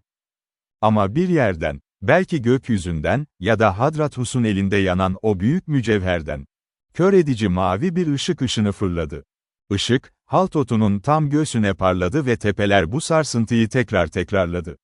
Açırın büyücüsü, sanki bir yıldırım çarpmış gibi aşağı düştü ve yere değmeden önce korkunç bir değişime uğradı. Sunak taşının yanında artık taze ölmüş bir ceset yoktu. Kurumuş bir mumya, kahverengi, kuru, tanınmaz bir leş, çürüyen giysilerin arasında uzanıyordu. Kasvetli, yaşlı zelata başını aşağı eğdi. Yaşayan bir adam değildi, dedi. Kalp ona hayatın sahte bir yönünü vermişti, kendini bile kandıran bir şeydi bu. Onu hiçbir zaman başka bir şey olarak görmedim, sadece bir ölüydü. Hedretus, sunağın üzerindeki baygın kızı çözmek için eğildi. O sırada ağaçların arasından garip bir hayalet belirdi. Haltotun'un arabası ve o tuhaf atlar. Sessizce sunağa doğru ilerlediler ve durdular. Arabanın tekerleği neredeyse çimenlerdeki kahverengi, solgun şeye değiyordu. Hedretus büyücünün cesedini kaldırdı ve arabaya koydu. Ve hiç tereddüt etmeden o tuhaf atlar döndü ve tepeden aşağıya, güneye doğru uzaklaştı. Hedretus, Zelata ve Gri Kurt, onların gidişini izledi. İnsanların bilmediği, sınırların ötesindeki açırına giden o uzun yolda. Vadideki Amalrik, yamaçlarda kıvrılarak ilerleyen ve karakol kuran o vahşi süvariyi gördüğünde. Eğerinde kaskatı kesilmişti, süvari, kanla bulanmış yılan bayrağını sallıyordu. Sonra bir içgüdüyle başını döndürdü, kralın sunakları olarak bilinen tepeye doğru baktı. Ve dudakları hayretle ayrıldı. Vadideki herkes onu gördü. Tepenin zirvesinden yükselen, göz kamaştıran kemerli bir ışık huzmesi. Altın renkli bir ateş yağmuru. Orduların üzerinde kör edici bir alevle patladı ve kısa bir anlığına güneş soldu. "Bu Haltotun'un işareti değil," diye bağırdı baron. "Hayır," diye bağırdı Taraskus. "Bu Akilonyalılara bir sinyal. Bak." Üzerlerinde hareketsiz duran sıralar nihayet hareket ediyordu ve vadi boyunca derin, gür bir kükreme yükseldi. "Haltotun bizi hayal kırıklığına uğrattı," diye bağırdı Amalrik öfkeyle. "Valerius bizi hayal kırıklığına uğrattı. Tuzağa sürüklendik. Mitra'nın Haltotun'a verdiği lanet bizi buraya getirdi. Geri çekilme sesi verin." "Çok geç," diye bağırdı Taraskus. "Bak." Yamaçlarda mızraklar ormana eğildi, düz bir hat halinde düzleştirildi. Gündermenlerin safları, sağa ve sola doğru bir veda perdesi gibi açılıyordu. Ve yükselen bir kasırganın kükremesi gibi bir gök gürültüsüyle. Akilonya şövalyeleri yamaçlardan aşağı kapandı. Bu saldırının itici gücü karşı konulamazdı. Morali bozuk arbaletçiler kalkanlarının, bükülmüş kasklarının ardından baktılar. Tüyleri ve sancakları arkalarından süzülüyor. İndirilen mızrakları dalgalanan mızrakçı hatlarının üzerinden geçiyordu. Yamaçlardan aşağıya bir dalga gibi kükreyerek gürlediler. Amalrik saldırma emri verdi ve Nemedyanlar, çaresiz bir cesaretle atlarını yamaçlarda harekete geçirdi. Hala saldırganlardan sayıca üstündüler. Ama yorgun atların üstündeki yorgun adamlardı bunlar, üstelik yokuş yukarı koşuyorlardı. Hücum eden şövalyeler ise o gün henüz tek bir darbe bile indirmemişti, atları tazeydi. Yokuş aşağı iniyorlardı ve yıldırım gibi geliyorlardı. Ve tıpkı bir yıldırım gibi, Nemedyanların mücadele eden saflarına vurdular. Onları parçaladılar, böldüler ve kalıntılarını yamaçlardan aşağı süpürmek için ileri atıldılar. Arkalarından yaya olarak, savaşa susamış Gündermenler ve Bosonlular geldi. Tepelerden aşağı sürü halinde ilerliyor, hala hareket eden her düşmana saldırıyorlardı. Yamaçlardan aşağıya savaşın akışı yayıldı. Sersemlemiş Nemedyanlar dalganın zirvesinde sürükleniyordu. Okçuları arbaletlerini yere atmıştı ve kaçıyorlardı. Saldırıdan sağ kurtulan mızrakçılar ise acımasız Gündermenler tarafından paramparça edildi. Vahşi bir karmaşa içinde savaş, vadinin geniş ağzından geçti ve ötedeki ovaya taştı. Düzlük her yerde savaşçılarla doluydu. Kaçanlar, peşinden koşanlar, Tekli çatışmalar ve atları şahlandıran, birbirini vuran, kesen şövalye grupları. Ama Nemedyanlar parçalanmış, kırılmıştı, yeniden kurulacak veya direnecek durumda değillerdi. Yüzlercesi ayrıldı, nehre doğru koştu. Birçoğu oraya ulaştı, hızla karşıya geçti ve doğuya doğru sürdü. Arkalarındaki kırsal manzara, kurtlar gibi avlanan halkla doluydu. Çok azı Tarantia'ya ulaştı. Son kopuş, ancak Amalric'in düşüşüyle geldi. Baron, adamlarını toplamak için çaba göstererek doğrudan şövalyelerin grubuna doğru sürdü atını. Siyah zırhlı devin ardından geliyordu. Devin pelerini kraliyet aslanı armasını taşıyordu. Başının üzerinde altın aslan bayrağı ve yanında Poitei'nin kızıl leoparı dalgalanıyordu. Parlak zırhlı, uzun boylu bir savaşçı mızrağını doğrulttu ve Thorlord'u ile buluşmak için koştu. Karşılaşmaları bir gök gürültüsü gibi oldu. Nemedyan'ın mızrağı, rakibinin kaskına vurarak patladı. Cıvataları ve perçinleri kopardı, kaskı başından söküp aldı ve Palantides'in yüzünü ortaya çıkardı. Ama Akilonalı'nın mızrak başı kalkanı delip geçti ve baronun kalbini sökecek şekilde göğüs zırhına saplandı. Amalric eğerinden fırlatıldığında bir kükreme yükseldi. Onu saplayan mızrak kırıldı ve Nemedyan safları, yükselen bir gelgit dalgasının etkisiyle patlayan bir bariyer gibi yerini verdi. Ovayı bir kasırga gibi saran bir izdihamla, nehre doğru körlemesine kaçtılar. Ejderhanın saati geçmişti. Taraskus kaçmadı. Amalric ölmüştü. Bayrak taşıyıcı öldürülmüştü ve kraliyet Nemedyan sancağı kan ve toz içinde ezilmişti. Şövalyelerin çoğu kaçıyordu ve Akilonalılar onları kovalıyordu. Taraskus günün kaybedildiğini biliyordu. Ama yanında kalan birkaç sadık takipçisiyle karmaşanın içinde öfkeyle dövüşüyordu. Tek bir arzunun farkındaydı. Conan'la, Okimörlü ile tanışmak. Ve sonunda onunla karşılaştı. Formasyonlar tamamen yok edilmiş, sıkı bağlar parçalanmıştı. Trocheron'un arması ovanın bir bölümünde parıldıyordu. Prospero ve Palantides'in sancakları ise diğerlerindeydi. Conan yalnızdı. Taraskus'un muhafız birlikleri teker teker düşmüştü. İki kral baş başa kalmıştı, adam adama. Birbirlerine doğru sürerlerken, Taraskus'un atı hıçkırarak altında can verdi. Conan kendi atından atladı ve Nemedya kralı kendini toparlayıp ayağa kalkarken ona doğru koştu. Çelik, güneşte göz kamaştırıcı bir şekilde parladı, yüksek sesle çarpıştı ve mavi kıvılcımlar uçtu.